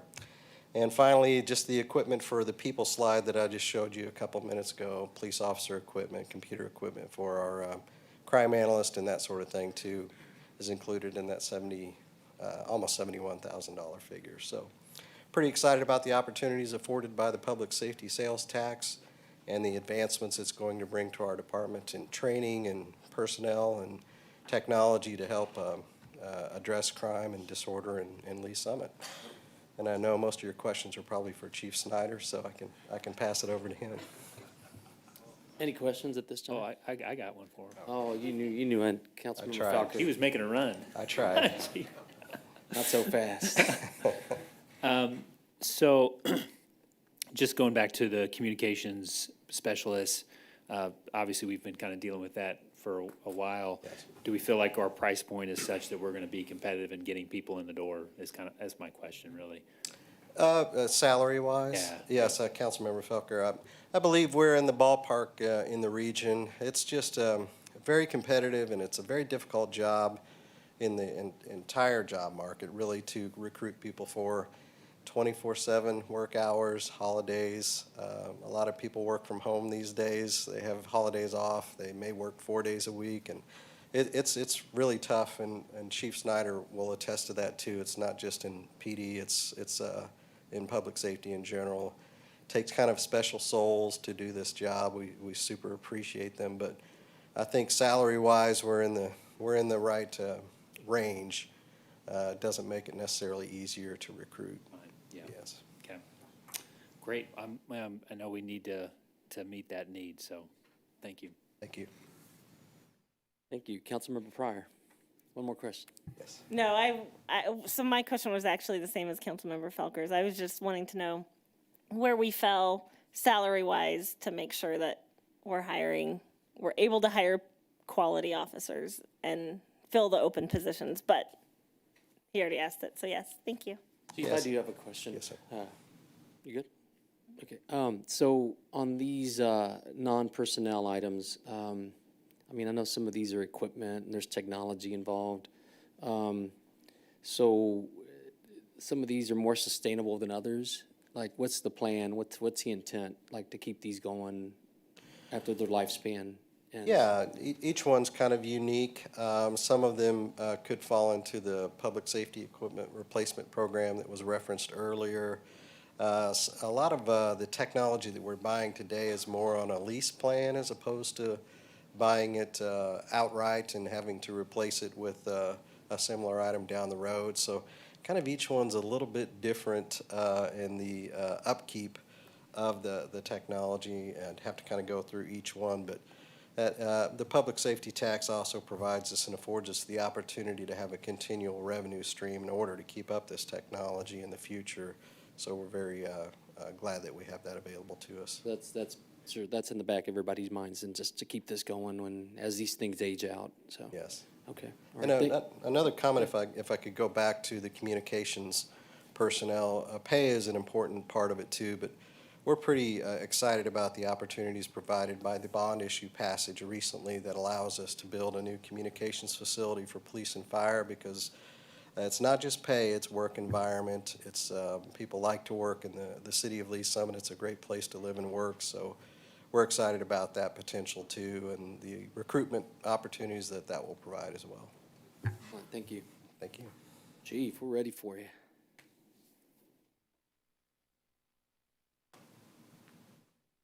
Thank you very much, Mayor Pro Tem, council members, Mike Snyder, Fire Chief. My slide's not as expansive as the police chief's was, as it just simply lists 13 FTEs for firefighters. But let me go into a little bit of an explanation of it, because it is much greater. As Mr. Dunning alluded to earlier, we do have multiple promotions. This is just where the actual expansion of the employee is occurring, is at the firefighter level as we promote up. Mr. Dunning spoke to the Assistant Chief of EMS position. As he mentioned, an Assistant Chief is promoted from Battalion Chief, a Captain to Battalion, so we backfill through those. This would be that firefighter position that would come in and fill that spot as it moves up. The other 12, very excited. You all approved the FTE expansion of that actually a few council meetings ago. This is authorizing the spending of that, but that allowed us to go ahead and make job offers to employees.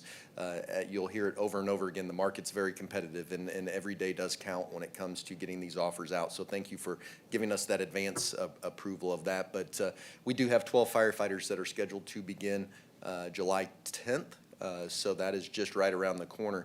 That doesn't mean they'll see those boots on the ground right away. It takes us about 3 to 4 months to put them through that training process so that they will then be ready and deployable and count towards minimum staffing. So those 12 people will be our first expanded fire apparatus since 2007. So it's going to be operating a dual company, meaning we're going to have a fire truck and a ladder truck and a pumper and an ambulance out of one station, which is currently going to be station number 3. I say currently, we're always evaluating our system and seeing where the best deployment model works out of. In the future, as we've spoke to the bond issues, providing opportunities for communications, we know that Station 1 is also one of those projects that was in that approved. And if we have the ability to bring that resource back downtown, I think you'll probably see that over the next several years. Again, though, we'll assess the scenario, we'll look at the data and make sure that it's providing us the best deploying capability. But that expanded ladder truck is anticipated to go in service, I believe it's November 10th, if we have the calendar worked out right. That says that all the training and hirings go as we expect it to, and follows pretty much the same path that we just did with putting Med 7 in service that was effective June 1st. So very excited to move forward on that. Jumping into the non-personnel items here, several of them related to positions, but the first one is a software platform. It's a regional program that utilizes all of our data points from our records management system to our computer-aided dispatch system.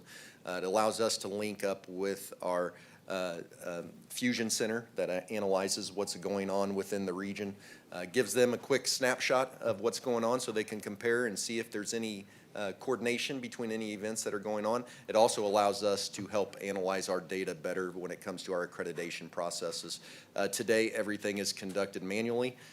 This would automate a lot of those systems. So this would be year 1 of 2 of what we believe that initial cost is going to be, and then the ongoing cost after that would probably be in about the $25,000 to $26,000 range. But it looks like they would allow us to split that onboarding cost over 2 years, and this is just 50% of that. spoke to the EMS chief, and I think I probably should expand a little bit there.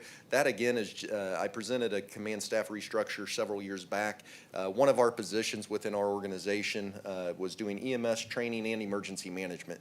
I was very grateful that we elected to break off the emergency management position. It was right before COVID, and obviously that person focused on that for most of the time. So they, in theory, would have been ineffective in those other two areas. So today it's an EMS/training officer, and those are really two distinct areas, and they need to be separate. With EMS being about 75% of the service that we provide, we need someone that can just focus on that aspect of it, and then training being so important with the requirements that we have to meet there as well. So that is a split of those three positions. Not really, it's not a new function, it's just separating those responsibilities. EMS utility vehicle. Really excited for this one, but it is falling right in line with everything else that we would look to order. This is really a UTV, which we have UTVs today, but this one would provide an enclosed ambulance box on the rear. And the reason I say that's so important, think of being at downtown days, and if you were experiencing a medical emergency today, we'd put you on the back of a UTV that is really exposed and open to everybody to see. This would provide us that opportunity to provide a little bit more privacy, even in those intimate events such as downtown days. Unfortunately, those costs have gone up even since we created this quote. You'll see that coming through council, I believe Finance and Budget and Council in August, but it is slightly elevated beyond what this is. But unfortunately, it's also about a 12 to 18 month delivery based on what we understand today. Ambulance equipment and technology, those are to assist us with the expansion ambulance, and I can provide more detail if you like.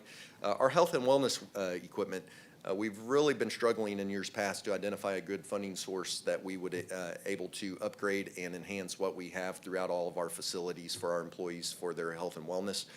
This would provide us that opportunity to standardize that equipment from facility to facility, as well as ensure that they have every piece of equipment as we have come to agreement to.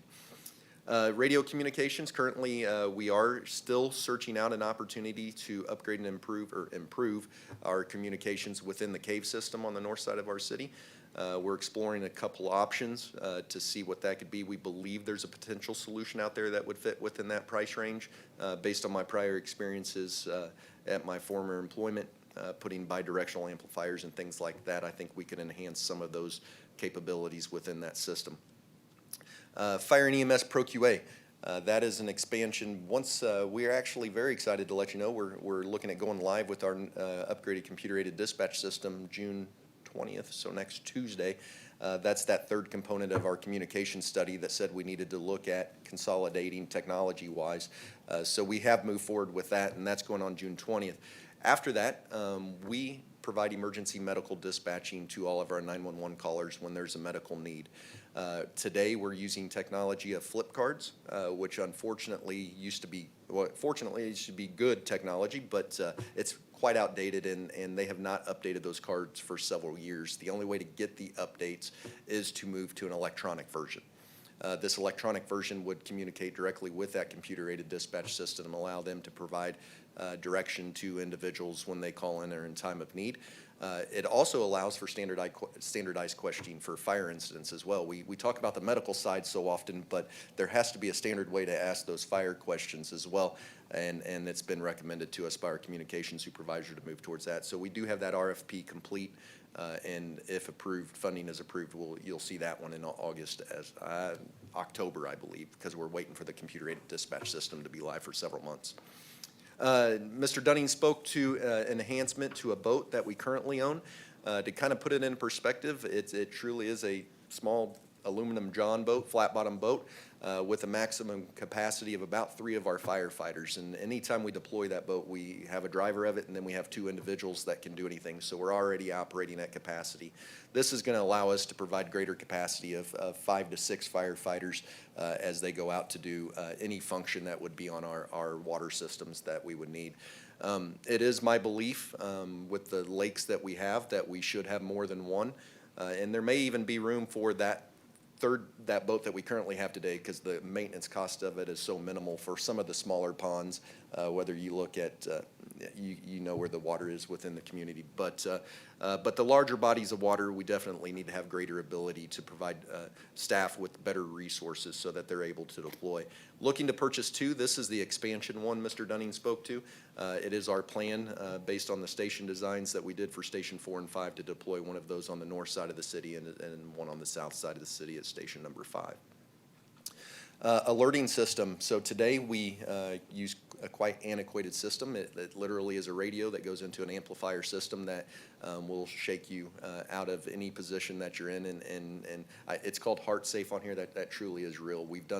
There's been so many studies in the fire service that's looked at what's a better way to alert our staff so it doesn't cause that quick shock and rise in blood pressure and so forth and so on. So this alerting system is going to focus, we're going to look at putting the core modules in every station, and then as funding is allowed through this approval, to add enhancements that could provide in-room. For instance, fire station number 1 has a pumper and an ambulance that runs out of it today.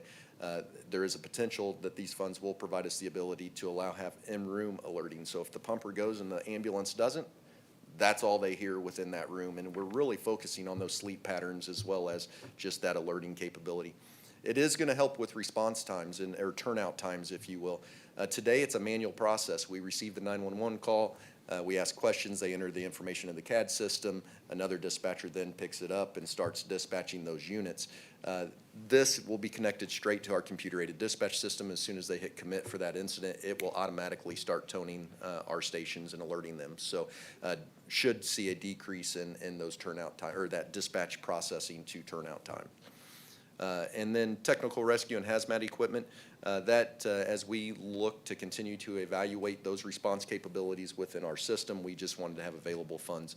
$100,000, unfortunately, for hazmat, for instance, replacing a monitor, it doesn't cover a lot, but it's more than what we budgeted on a regular basis today. So I believe that completes the public safety sales tax for personnel and fire non-personnel needs. Thank you, Chief. We do have a couple questions, I think. Okay, Councilmember Pryor.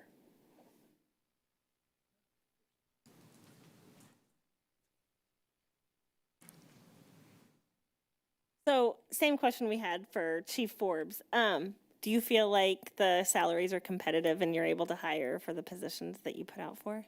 So, that's a very tough question because that market changes every day. You know, if you would ask me several months ago or when we negotiated the prior agreement I thought we were becoming the leader, and I will tell you that everybody is meeting us, or we're trying to exceed. It's the constant battle that we face with that. As Chief Forbes said, there's a lot more than salaries that we offer, and I think that we continue to attract. It has to be constantly monitored, and we have to consider, what is our next move. And we'll continue to do so and make those recommendations. I know he spoke to the dispatch. I did just hear today that one of our neighboring communities is now offering a $10,000 sign-on bonus for communication specialists. So it's a crazy employee market that we're working in, but I think that we're here to meet the challenge, to continue to monitor that and make recommendations as we move forward. But I do believe what we put in place with the last collective bargaining agreements was very competitive at that time and continues to be. We were at the top. We're slowly starting to come down. We'll have to reevaluate and see where we're at the end of that agreement. Okay, thank you. That's kind of a tough response. Tough market. Yes. Okay, we have Councilmember Felker. Do you have, thank you, Chief Snyder, for your presentation. Do we have to, with the boats, we're adding a boat. So I was thinking, when you add a piece of equipment, you may have to add FTEs, or you have to train people you might have 2 boats in the water, so you have to have at least 6 FTEs out there. Is there anything that actually has to increase in that regard, or is it just spreading out the training? It is training, and today we train all of our employees each annually on this, and I believe we actually even have funds to ensure that everyone has their boat license, if you will, the minimum requirement within the state. Even though we're truly exempt from that requirement, we want to ensure they met that this year. So every employee trains on it. I do believe as we transition to having more than one, we'll see increased number of, amount of training with those specific stations that people are assigned to. So, but no FTE expansions needed, just a focus on expansion training. It's a support vehicle. Okay. Then my other question is maybe not, it is for you, but it's also not for you. But we have these, I'll call it the public safety sales tax expenditures and what they are doing, and how are we going to make sure we let our citizens know we're doing this? Do you know what I mean? I'm hearing it from you. I hear what's good for you. I don't know how many people, like, for fun, watch council and get to hear all these great things. So how do we make sure, and this is maybe a question for Creative Services or Mr. Dunning, I don't know, just how do we make sure we're really getting it out? Because we've asked our citizens, they said yes, that we're gonna pay this. And so I think it's really important that we somehow have a way of kind of communicating that. Now, it's a great point, because we need to be, not only with this, but with no tax increase bond issue projects, we need to be communicating back to the citizenry, the stakeholders, on what we're doing with those resources. So I'm right on the same page with you. So as we get through the budget and we start to bring these things on, there's an expectation from us to then communicate back that we're putting things in motion. The marketing specialist. You're reading my mind. I mean, that's an additional resource we're looking for in that area, and we can certainly be on top of that. Okay. I'm sure I'm not alone in thinking that, but it's just something that I'm going through this thinking citizens really deserve to know, so. Yeah, and it's part of, I would anticipate this is part of what a lot of us do, annual reports, right? And that kind of tells the history of what has occurred over the past year, and so we incorporate it into those as well. Yeah. Thank you. Thank you.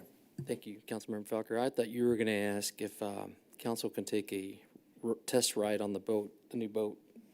Yes. So, thought I'd ask. Mr. Dunning.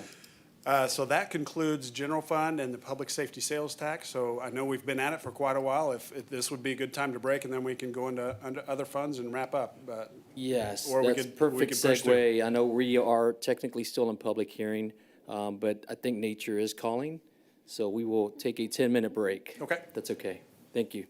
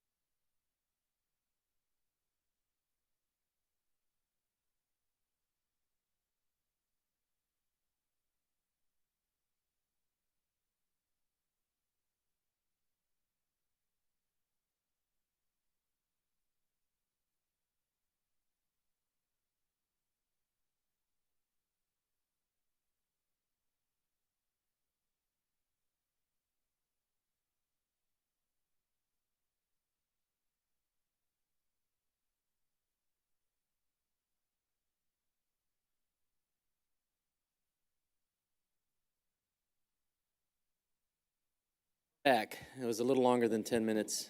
Apologize, but Eric, take it away. So Eric Stoyanov, Budget Manager. So we're almost to the finish line. So these are the other funds that we'll go through now, starting with the Internal Service Fund. So this is for kind of putting costs to certain activities for individual funds. So Central Building Services, that's obviously our building replacement program. It's maintaining all of the facilities that the city has. Some of the reason for the increased cost there is just increased custodial, because that's housed under Central Building Services, utilities, other inflationary measures, and then just with our aging buildings, costs going up a little bit now. Fleet operations, that covers all of our vehicles and equipment. Again, for them, they're seeing an increased cost, particularly with police. I think their vehicles are up for replacement. Public Works Operations, we're bringing on some new FTEs, so increased cost to the vehicle replacement program. ITS handles all of the computer hardware, software, cybersecurity within the organization. So the increase in cost there is related to some personnel expansions, which I'll get to. And then those other short-term disability, unemployment, claims and damages, those are some of our self-insurance activities. So claims and damages, paying out our insurance, liabilities, work comp, health insurance. I should note the health insurance reserve fund, that fund is closed. That's why it's a zero amount. So next year's presentation, it'll roll off. So. And part of the expansion needs for fleet, they need 4 large fans for the fleet shop. They go by a certain name that I can't mention here. But basically to keep conditions a little bit cooler for the working environment. Also will help in the wintertime because their heaters are up top, so it'll help circulate the warm air throughout the fleet shop. So could also improve productivity. Right now, it just gets really hot in the shop, so that'll help there. And then the other aspect of it is the migration to their software service. So this will allow them to connect to a live version of their software, so they're gonna get more up-to-date information. Fuel transactions are gonna be uploaded as they happen. It's more user-friendly, provides good training for free to anyone who utilizes it. Up-to-date features for data reporting, so just more efficient and better data reporting for the future. And then for ITS, most of these are related to cybersecurity features such as multi-factor authentication, vulnerability scan, and then they also do have 4 positions just to kind of deal with the increased IT needs for the organization. So our enterprise funds, these are more of our business-like funds, so they're the ones that charge user fees, kind of business activities. So we have the water and sewer fund, obviously providing clean water and also dealing with wastewater. The airport fund, solid waste management, dealing with kind of our post-closure activity. That's actually just a depreciation expense. Harris Park Community Center under Parks, and then the stormwater utility. That cost is just associated with a consultant for the FY24 budget. I know there's been talks about implementing a stormwater utility, but that current cost is just for the consultant activity. And so for water utilities, some of their expansion needs here, obviously the biggest ticket item. Eric, can I yeah. stop you for a second? We do have a question. Yes. Councilmember Felker. Thank you, Mayor Pro Tem. Thank you, Eric.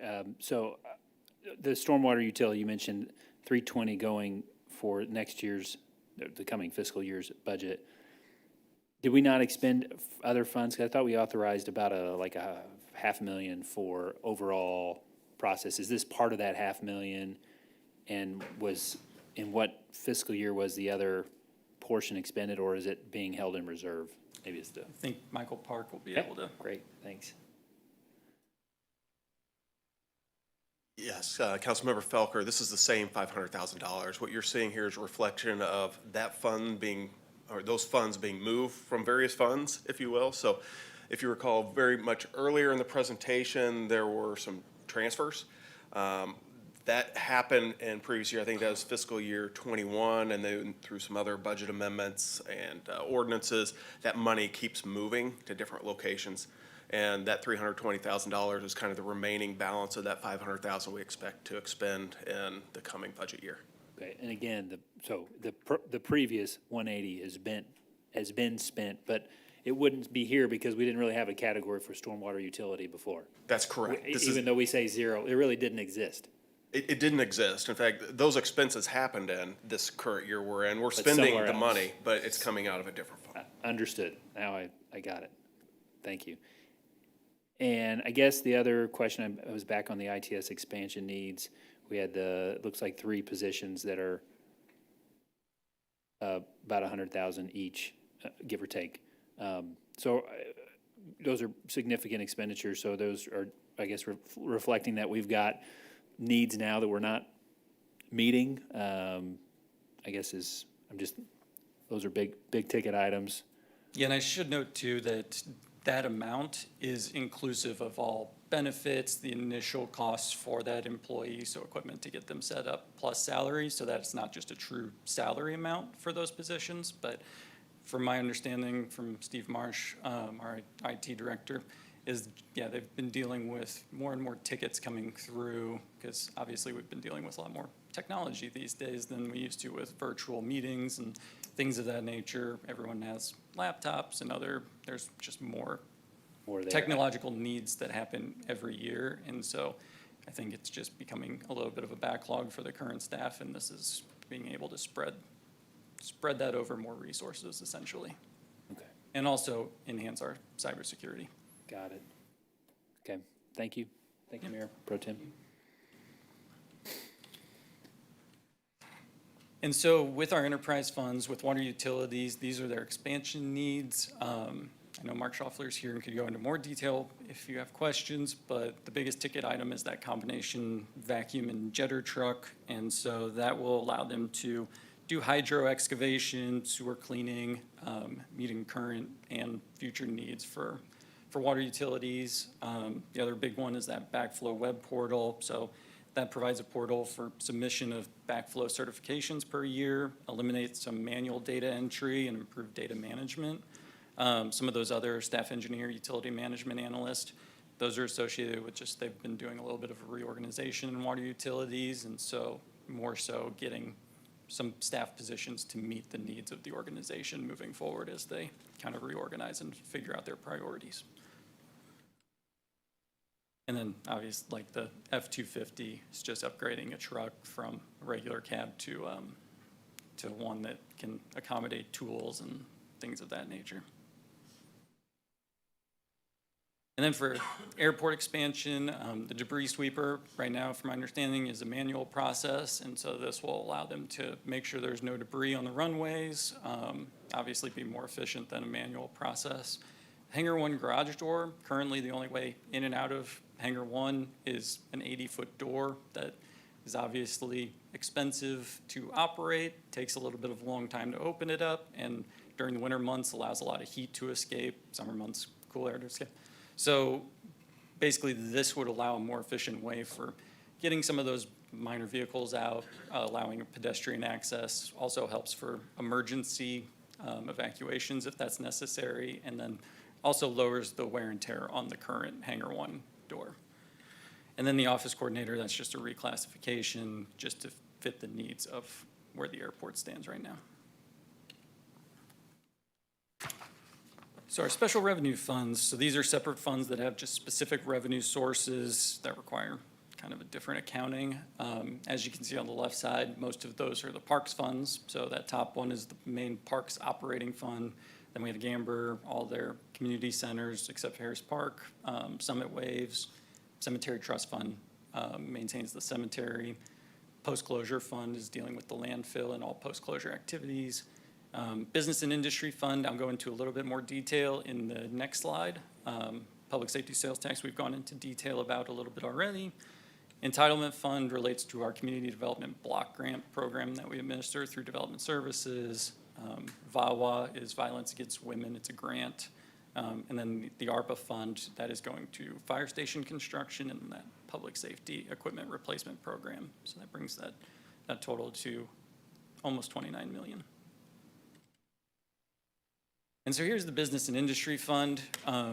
As you'll notice, the biggest change is just how we've been dealing with our PSAs and the funding associated with that, and then the funding for the marketing fund and the destination marketing organization that we've shifted to in recent fiscal years. Right now, I know Creative Services is dealing with that marketing fund, kind of before the DMO gets set up, which I believe is expected to happen this year, potentially. And we still have the $60,000 that goes down to downtown Main Street as part of our PSA.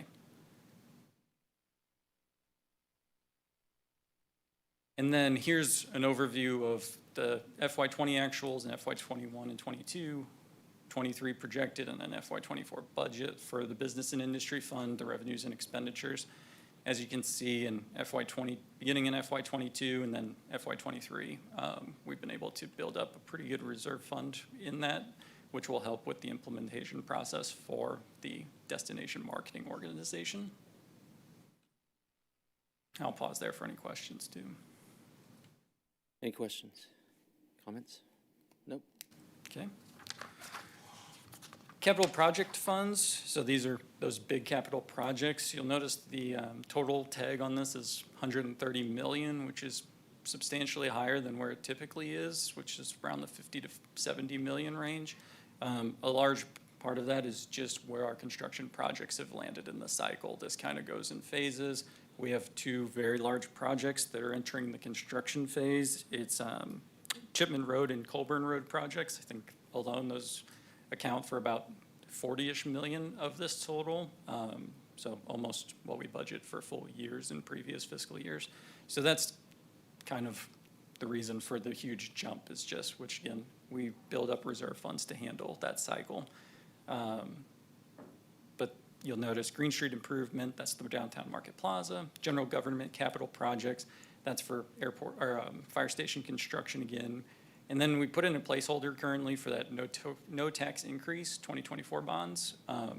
Obviously, we have not issued any of those yet, but we wanted to put in a placeholder anticipating that we'll get authorization in FY24. Councilmember, we have a question. Yep. Councilmember Falker. Sorry, just help me recall the public safety. We have zero. So, but is there still room for those to actually be issued in the future? The 2022 bonds, or have we utilized all of the authority to issue bonds there? Betty has an I'm not answer. recalling. Hi, Betty Wertelman, Finance Director. That is the fund that was set up for that specific issuance, and those funds have, I believe, been fully expended at this point. Okay.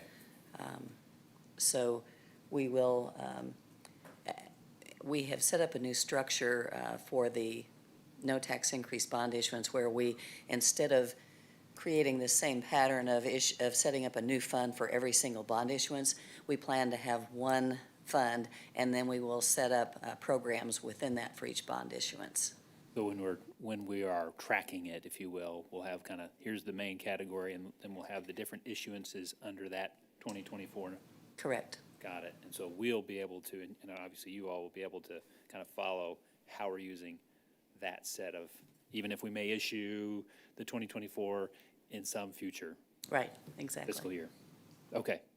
Thank you. Thanks. Mayor Pro Tem.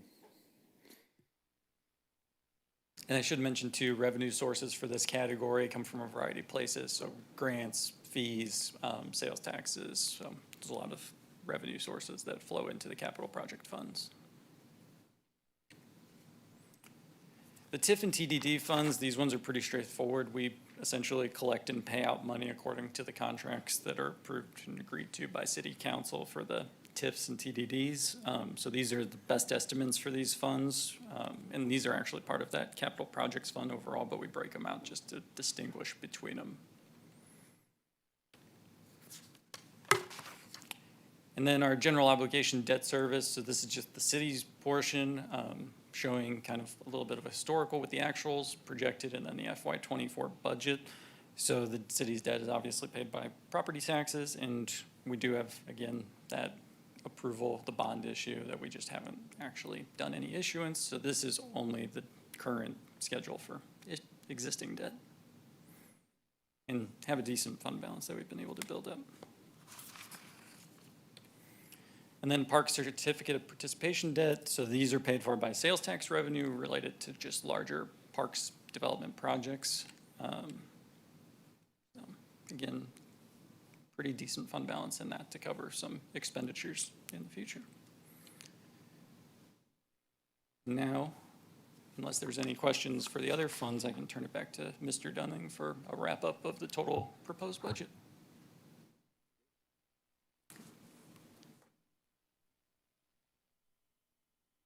Okay, we made it to the end. This is the last slide. This is a snapshot of the general fund and then those five special funds that Eric and team just went through. So you can see overall, 361 million when you pool them all together.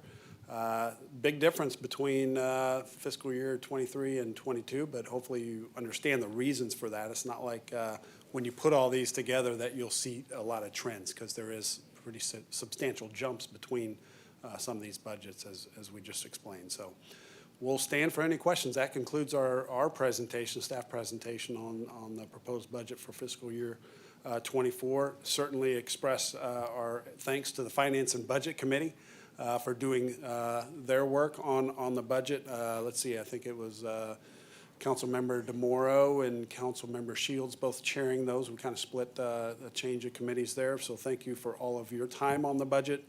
Certainly like to thank Eric and Rick and Betty and our budget team. Yeah, we've had council members who've served on both those committees, right? Like to thank our budget team and certainly all of our budget technicians throughout each department and management team for all of the efforts in pulling this whole budget together. So we'll stand for questions, but that concludes our presentation. Thank you, Mr. Dunning and staff. Are there any questions for staff? No, we good? Oh, Councilmember Felker. Dunning, thank you and your team, everybody, for the presentation today. I'm just going back to slide, I think I got the wrong slide number, just a second here. I think it's, yep, slide 19. General fund expense by department. Okay.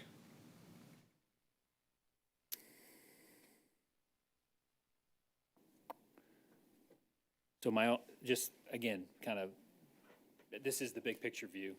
Yep, right, for general fund. At a high level. And so when I look at this, if not for our kind of that drop in the fire EMS budget, 1% is great, but if we didn't have that drop, we would be somewhat higher. So I guess the question I just wrote down, the first thoughts that come to my mind is, that's what we've got this year. We may not have that same kind of cushion, if you will, of a decrease in terms of increase. What I see overall is an increased rate of expenses by department, but we have this exception where fire and EMS is able to have a decrease because we don't have roughly $3 million in the budget for this year, or the coming fiscal year, I should say. So I'm just thinking about maintaining and Sustainability. Yes, being sustaining. So that kind of raises a couple red flags in my mind. I'm just curious what your thoughts are, and is there a concern on your part? What kind of communication is happening between you and your departments? Because if that wasn't there, then I don't know what the numbers play out to be, but it would be much more than a 1% increase. It would be something more. Maybe we could handle more of an increase. Certainly have a fund balance, right? We've talked about that, but just curious what your thoughts would be. I think there's a comfort level, and part of that, we do talk about this at length at management team, right? Last thing we want to do is get out over our skis and then need to pull the reins back.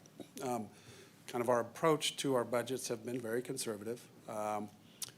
We know that that modernization of our revenue streams, that slide that I keep going back, we're still trying to turn the dials because we're still learning from those revenue streams as we go forward. And so in many ways, we feel this is still a little conservative in our approach here, but not as conservative as previous years. Does that make sense? Yep. So I think there's that level of comfort that this is a sustainable budget where we're not getting out over our skis. Okay. I want to ask the question. I want to know you're thinking about it. It sounds like you already are, so I appreciate that. Glad to know your team's thinking long-term. I really wouldn't consider it to be different, to be honest. I think I know what your response would be. sometimes I sit here and I ask these questions because I think, what would someone else who might be looking at this for the first time, or maybe someone who looks at the budget all the time from a citizen perspective, what would they think? And I think it's good for us to have this dialogue, really on behalf of citizens and those we're really entrusting their funds to take care of our city. So thank you, Mr. Dunning. Thank you, Mayor Pro Tem. Thank you. So I don't see any other questions here. Just want to remind everyone, we are still in our public hearing.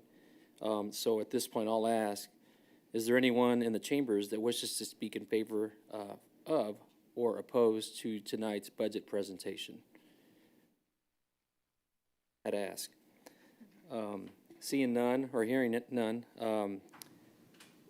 Any other questions from council? There's no applicant. Any other comments from staff? Hearing no further testimony, I will close the public hearing and reopen the regular session. Is there any additional council discussion on this presentation in open session? None. So we will do a little bit of we'll take each one of these ordinances separately, obviously, now that we've had the presentation. There will be a couple, just to be fully transparent, a couple of us up here on the dais will recuse ourselves from because of potential conflicts. And so with that being said, Councilmember DeMoro, will you take Bill number 23-116, please? Thank you, thank you, Mayor Pro Tem. I move to advance to second reading Bill number 23-116. An ordinance approving, adopting, and appropriating the budget for the fiscal year ending June 30th, 2024 for the city. Thank you. Motion's been made by Councilmember DeMoro, and we have a second by Councilmember Hodges. Any additional comments, discussion? Seeing here none, please cast your vote. Motion passes, 5 yeses. Thank you.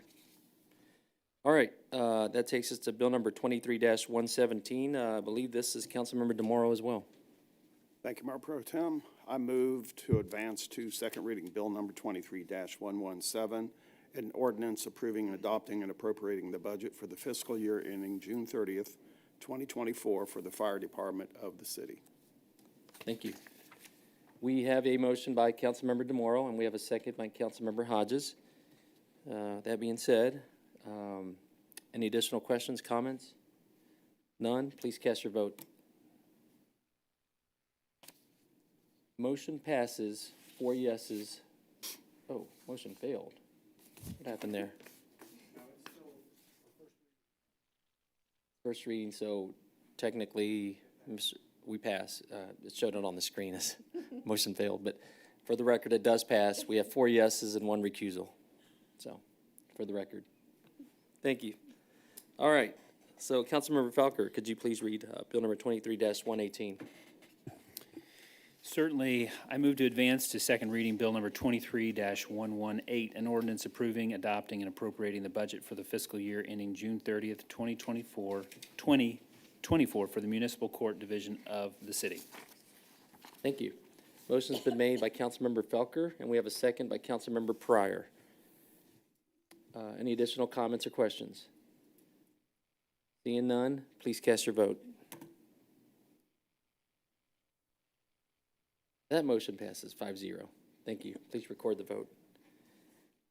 Takes us to item number 23-119. I think Ms. Councilmember Hodges. I advance to second reading Bill number 23-119, an ordinance establishing a pay and classification plan for employees of the city who are not represented by a labor organization for the fiscal year ending June 30th, 2024.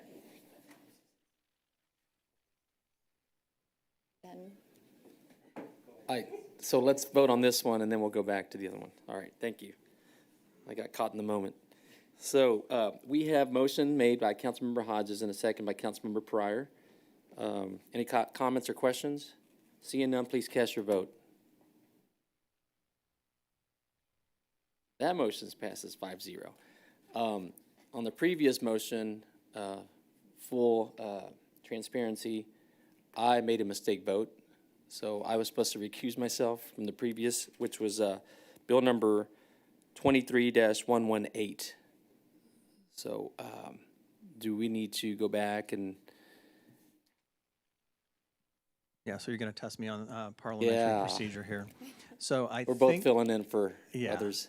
I think the most appropriate action here is, and I'm going to pause to make sure I say the right form of motion, motion to rescind the previous vote. Yes, sorry, reconsider. That's, I didn't pause long enough. A motion to reconsider the previous vote. Motion has to be made by somebody on the prevailing side, seconded by somebody on the prevailing side, which would be any of you. If that passes, then you can re-hold that previous vote. Excellent. Okay, thank you. So we will have Councilmember Felker. Thank you, Mayor Pro Tem. I move that we reconsider, is that the right word? Bill number 23-118, an ordinance approving, adopting, and appropriating the budget for the fiscal year ending June 30th, 2024 for the Municipal Courts Division of the city. Second. Thank you. Thank you. Motion's been made by Councilmember Felker, and we have a second by Councilmember Hodges. So all those in favor, we just need a verbal vote? Okay, or, I'm sorry, Mayor Pro Tem. I don't have an option for reconsider, so if we could do a voice vote on this one, and then I can do the next one. okay. Councilmember Shields is absent. Councilmember Edson is absent. Mayor Pro Tem Lopez. Aye. Councilmember Pryor. Aye. Councilmember Hodges. Aye. Councilmember Lovell is absent. Councilmember Felker. Aye. Councilmember DeMauro. Aye. And Mayor Baird is absent. Great, thank you. So now we'll go back. That was Councilmember Felker again. Okay. Mayor Pro Tem, I move to advance the second reading, Bill number 23-118, an ordinance approving, adopting, and appropriating the budget for the fiscal year ending June 30th, 2024 for the Municipal Courts Division of the city. Thank you. Motion's been made by Councilmember Felker, seconded by Councilmember DeMauro. Any questions or comments on this one? Seeing and hearing none, please cast your vote. All right, it passed. Four yes and one recusal. Thank you. My apologies. That takes us to ordinance number 5 on the agenda, bill number 23-120. I believe Councilmember Hodges. I advance to second reading Bill number 23-120, an ordinance establishing a pay and classification plan for employees of the city who are represented by a labor organization for the fiscal year ending June 30th, 2024. Thank you. We have a motion by Councilmember Hodges and a second by Councilmember DeMauro. Any comments, questions? Seeing and hearing none, please cast your vote.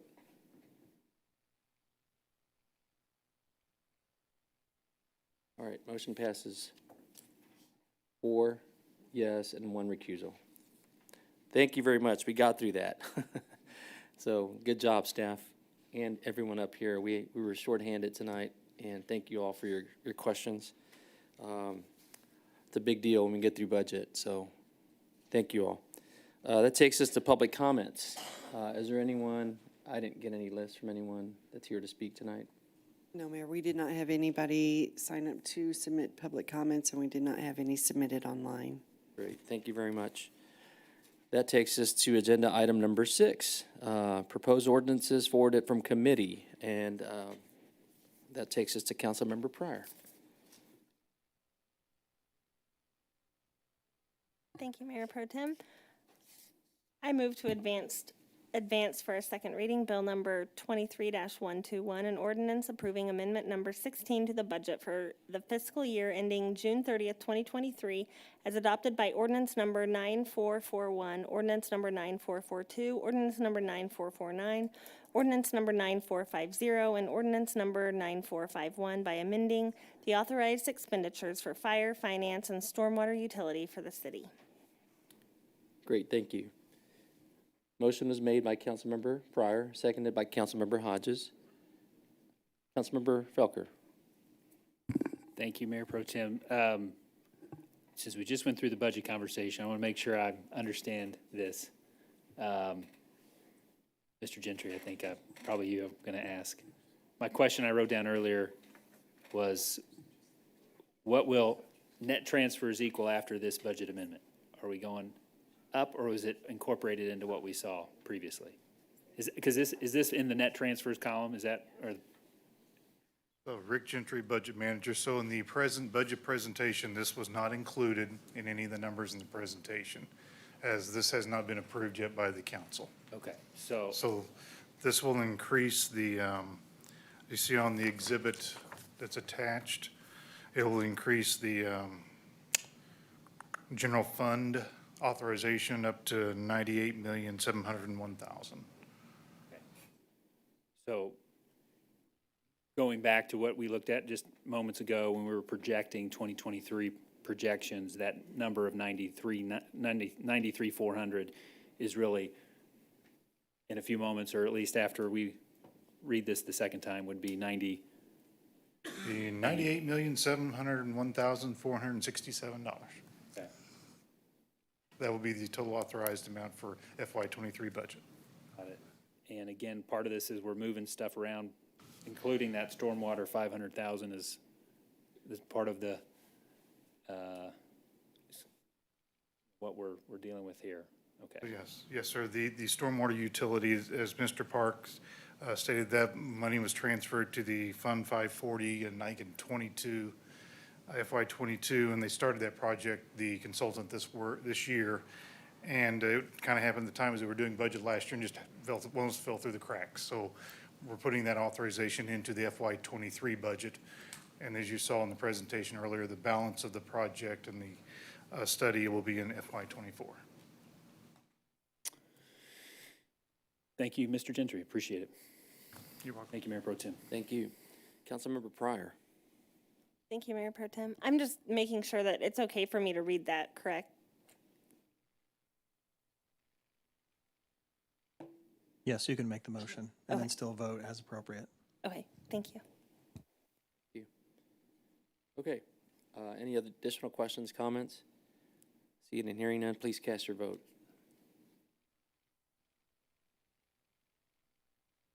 Motion passes 5 yes. For the vote. All right, takes us to item B. I believe Councilmember Felk. Oh, please, for adoption. Thank you. Thank you. I move for adoption Bill number 23-121, an ordinance approving amendment number 16 to the budget for fiscal year ending June 30th, 2023, as adopted by ordinance number 9441, ordinance number 9442, ordinance number 9449, ordinance number 9450, and ordinance number 9451 by amending the authorized expenditures for fire, finance, and stormwater utility for the city. Thank you. We have a motion made by Councilmember Pryor and a second by Councilmember Hodges to adopt Bill number 23-121. Any comments or questions? Seeing none, please cast your vote. Motion passes. Please record the vote. Now we go to item B. Councilmember Felker. Thank you, Mayor Pro Tem. I move to advance to second reading, Bill number 23-122, an ordinance approving an amendment to the procurement policy to allow the fleet manager to purchase vehicles from a vendor with whom the city does not have a current contract in place or where the vendor is not offering a particular vehicle pursuant to the city's contract as needed for the city of Lee Summit.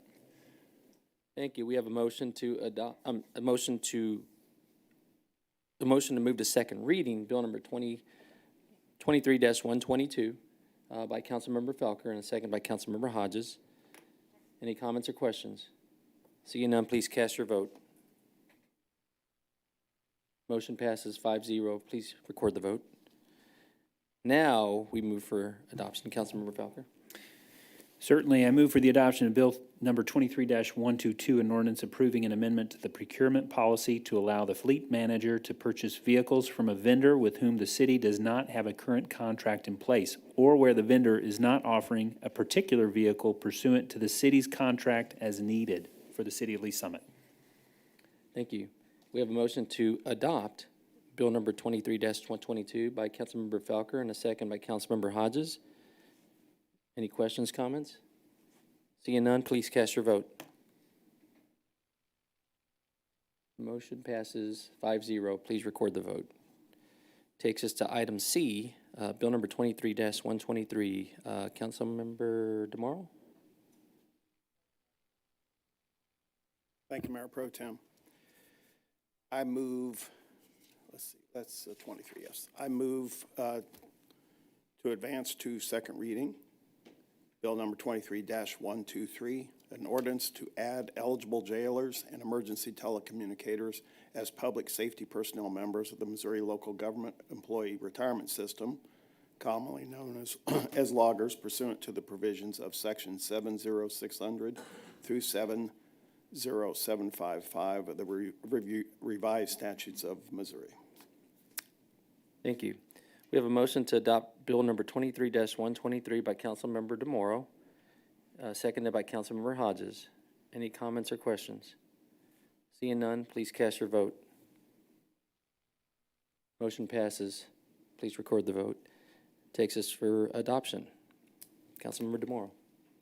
Thank you, Mayor Pro Tem. I move for adoption Bill number 23-123, an ordinance to add eligible jailers and emergency telecommunicators as public safety personnel members of the Missouri Local Government Employee Retirement System pursuant to provisions of Section 70600 through 70755 of the revised statutes of Missouri. Thank you. We have a motion to adopt Bill number 23-123 by Councilmember DeMauro and a second by Councilmember Hodges. Comments or questions? Seeing none, please cast your vote. Motion passes 5-0. Please record the vote. Councilmember DeMauro, you get the next one. Okay, thank you, Mayor Pro Tem. I move to advance to second reading Bill number 23-124, an ordinance authorizing the purchase of certain public safety radio equipment to enhance redundant capabilities between the police and fire department dispatch centers from Motorola Solutions, Inc. in the amount of $228,255 and ratifying the city manager's execution of the same for all related and necessary documents. Thank you. We have a motion to move to second reading Bill number 23-124 by Councilmember DeMauro and a second by Councilmember Pryor. Any comments or questions? Seeing none, please cast your vote. Motion passes 5-0. Please record the vote. Takes us for adoption. Councilmember DeMauro. Thank you. I move for adoption Bill number 23-124, an ordinance authorizing the purchase of certain public safety radio equipment to enhance redundant capabilities between the police and fire department dispatch centers from Motorola Solutions, Inc. in the amount of $228,255 and ratifying the city manager's execution of the same for all related and necessary documents. Thank you. We have a motion to adopt Bill number 23-124 by Councilmember DeMauro and a second by Councilmember Hodges. Any comments or questions? Seeing none, please cast your vote. Motion passes 5-0. Please record the vote. Takes us to adoption. Councilmember DeMauro. Oh, no, was that for adoption? I lost track. All right. Takes us to item E, Councilmember Falconer. Mayor Pro Tem, I move to advance to second reading Bill number 23-125, an ordinance approving the execution of a memorandum of understanding between the Kansas Bureau of Investigation and the City of Lee Summit for the use of Midwest High-Intensity Drug Trafficking Area Award Funds and authorizing the mayor to execute the same on behalf of the city. Thank you. We have a motion to move to second reading Bill number 23-125 by Councilmember Falconer and a second by Councilmember Hodges. Any comments or questions? Seeing none, please cast your vote. Motion passes 5-0. Please record the vote. Councilmember Felker. I move for the adoption of Bill number 23-125, an ordinance approving the execution of a memorandum of understanding between the Kansas Bureau of Investigation and the City of Lee Summit for the use of Midwest High-Intensity Drug Trafficking Area Award Funds and authorizing the mayor to execute the same on behalf of the city. Thank you. We have a motion to adopt Bill number 23-125 by Councilmember Felker and a second by Councilmember Hodges. Any comments or questions? Seeing none, please cast your vote. Motion passes 5-0. Please record the vote. Takes us to item F. Councilmember Hodges. I advance to second reading Bill number 23-126, an ordinance authorizing execution of an intergovernmental agreement by and between the City of Lee Summit and the Junior College District of Metropolitan Kansas City, Missouri, aka Metropolitan Community College, for use of its precision track course. Thank you. We have a motion to move to second reading, Bill number 23-126 by Councilmember Hodges and a second by Councilmember DeMoro. Any comments or questions? Seeing none, please cast your vote. Motion passes 5-0. Please record the vote. Councilmember Hodges. I move for the adoption of Bill number 23-126, an ordinance authorizing execution of an intergovernmental agreement by and between the City of Lee Summit and the Junior College District of Metropolitan Kansas City, Missouri, aka Metropolitan Community College, for use of its precision track course.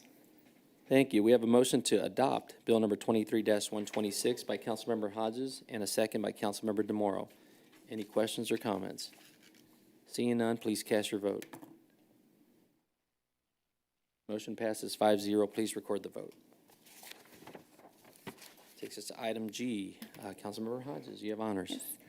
I advance to second reading Bill number 23-127, an ordinance approving an agreement between the City of Lee Summit, Missouri and Icor Technology Incorporated for the purchase of Icor Technology's Caliber Flex Explosives Ordnance Disposal, EOD, robot, and accessories, and authorizing the city manager to execute the same on behalf of the city.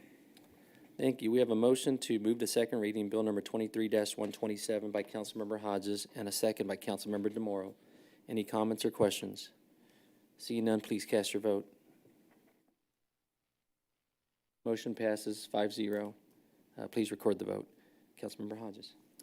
I move for the adoption of Bill number 23-127, an ordinance approving an agreement between the City of Lee Summit, Missouri and Icor Technology Incorporated for the purchase of Icor Technology's Caliber Flex Explosives Ordnance Disposal, EOD, robot, and accessories, and authorizing the city manager to execute the same on and behalf of the city. Thank you. We have a motion to adopt Bill number 23-127 by Councilmember Hodges and a second by Councilmember DeMoro. Comments or questions? Seeing none, please cast your vote. Motion passes 5-0. Please record the vote. Thank you. Councilmember Pryor. Thank you. I move to advance to a second reading Bill number 23-128, an ordinance approving an agreement between the City of Lee Summit, Missouri and Collision Forensic Solutions for the purchase of the Leica Geosystems RTC 360 HDS 3D laser scanner package with additional options and authorizing the city manager to execute the same on behalf of the city. Thank you. We have a motion to move to second reading Bill number 23-128 by Councilmember Pryor and second by Councilmember Hodges. Any comments or questions? Seeing none, please cast your vote. Motion passes 5-0. Please record the vote. It takes us for adoption. Councilmember Pryor. I move for adoption Bill number 23-128, an ordinance approving an agreement between the City of Lee Summit, Missouri and Collision Forensic Solutions for the purchase of the Leica Geosystems RTC 360 HDS 3D laser scanner package with additional options and authorizing the city manager to execute the same on behalf of the city. Thank you. We have a motion to adopt Bill number 23-128 by Councilmember Pryor and a second by Councilmember Hodges. Any comments or questions? Seeing none, please cast your vote. Motion passes 5-0. Please record the vote. All right, we're moving along. It takes us to item number 7, proposed ordinances, second reading. Councilmember Felker, you can help us with this. Sure. Mayor Pro Tem, make sure I'm saying, I'm going to make a request to move to not advance, but Certain. move forward or Continue. continue. There's the word I'm looking for. All right. It's getting late. Mayor Pro Tem, I'd like to move to continue to a date certain of June 20th, 2023, Bill number 23-105, an ordinance approving a preliminary development plan on land located at 3640 Southwest Arbor Ridge Road in District P Mix, all in accordance with provisions of a Unified Development Ordinance, Chapter 33 of the Code of Ordinances for the City of Lee Summit, Missouri. Second. Thank you. We have a motion to move to a date certain. Continue. To continue, Bill number 23-105 by Councilmember Falker, and we have a second by Councilmember Hodges. Any comments or questions? Seeing none, please cast your vote. Motion passes 5-0. Please record the vote. Councilmember Falker, you can help us with the next one. Mayor Pro Tem, I move to continue to a date certain of June 20th, 2023, Bill number 23-115, an ordinance determining and declaring the necessity of acquiring for public use certain right-of-way, permanent easements, and temporary construction easements for road, water, stormwater, and additional pedestrian amenities associated with the proposed Third Street improvements from Blue Parkway to Jefferson Street project, authorizing city manager and his designees to negotiate the purpose of acquiring the necessary interest in land and authorizing the city attorney and his designees to institute condemnation proceedings if such interest in land cannot be acquired by purchase through good faith negotiations. Second. Wow, thank you. All right, we're almost there. We have a motion to continue to a date certain of Bill number 23-115 by Councilmember Falker and a second by Councilmember Hodges. Any comments or questions? Seeing none, please cast your vote. Motion passes 5-0. Please record the vote. All right, we are moving. So that takes us to committee reports. Anyone? I know we have a couple chair people out tonight, so I don't think we have any committee reports. Council comments. You guys are a quiet group. The only thing I'll say, I know that I spoke to Mayor Baird late this afternoon. Obviously, he's not here. He couldn't be here tonight. And knowing that we had the budget presentation before us tonight, he and I did speak, and I think he just wanted to make sure we reiterated to everyone here and then those that are maybe listening or watching that, first of all, very proud of staff and all the efforts you all have put into this. It takes a lot, and I've participated personally in finance and budget for several years with staff, and so thank you all. You know, there were some really good questions. We were shorthanded tonight. We had to take an early bathroom break because we didn't want to lose our quorum, and so appreciate everybody's patience with us. But you know, specifically with the budget, that's a tough process, and you know, the budget continues to increase. Our expenses continue to increase as we grow. You know, our capital needs continue to grow.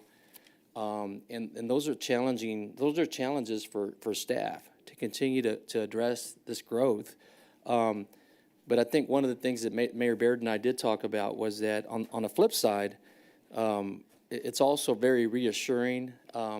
And for us as the elected body to just continue to have confidence in that, not only in staff, that they can, you know, massage the budget and put the numbers together for us to review and approve. But we are very, very grateful that our local economy continues to grow. I mean, expenses are growing, the needs, capital needs, public service needs continue to expand. But we continue to have, I forgot what the word was you all used, modernization of revenue sources. And that's something that continues to make this community very unique. You know, sales tax, use tax, public votes on public safety tax. These kind of things continue, the public that we serve, I think, continue to be supportive of this growth and these amenities and these services that our city staff continues to help provide. And that's a positive takeaway.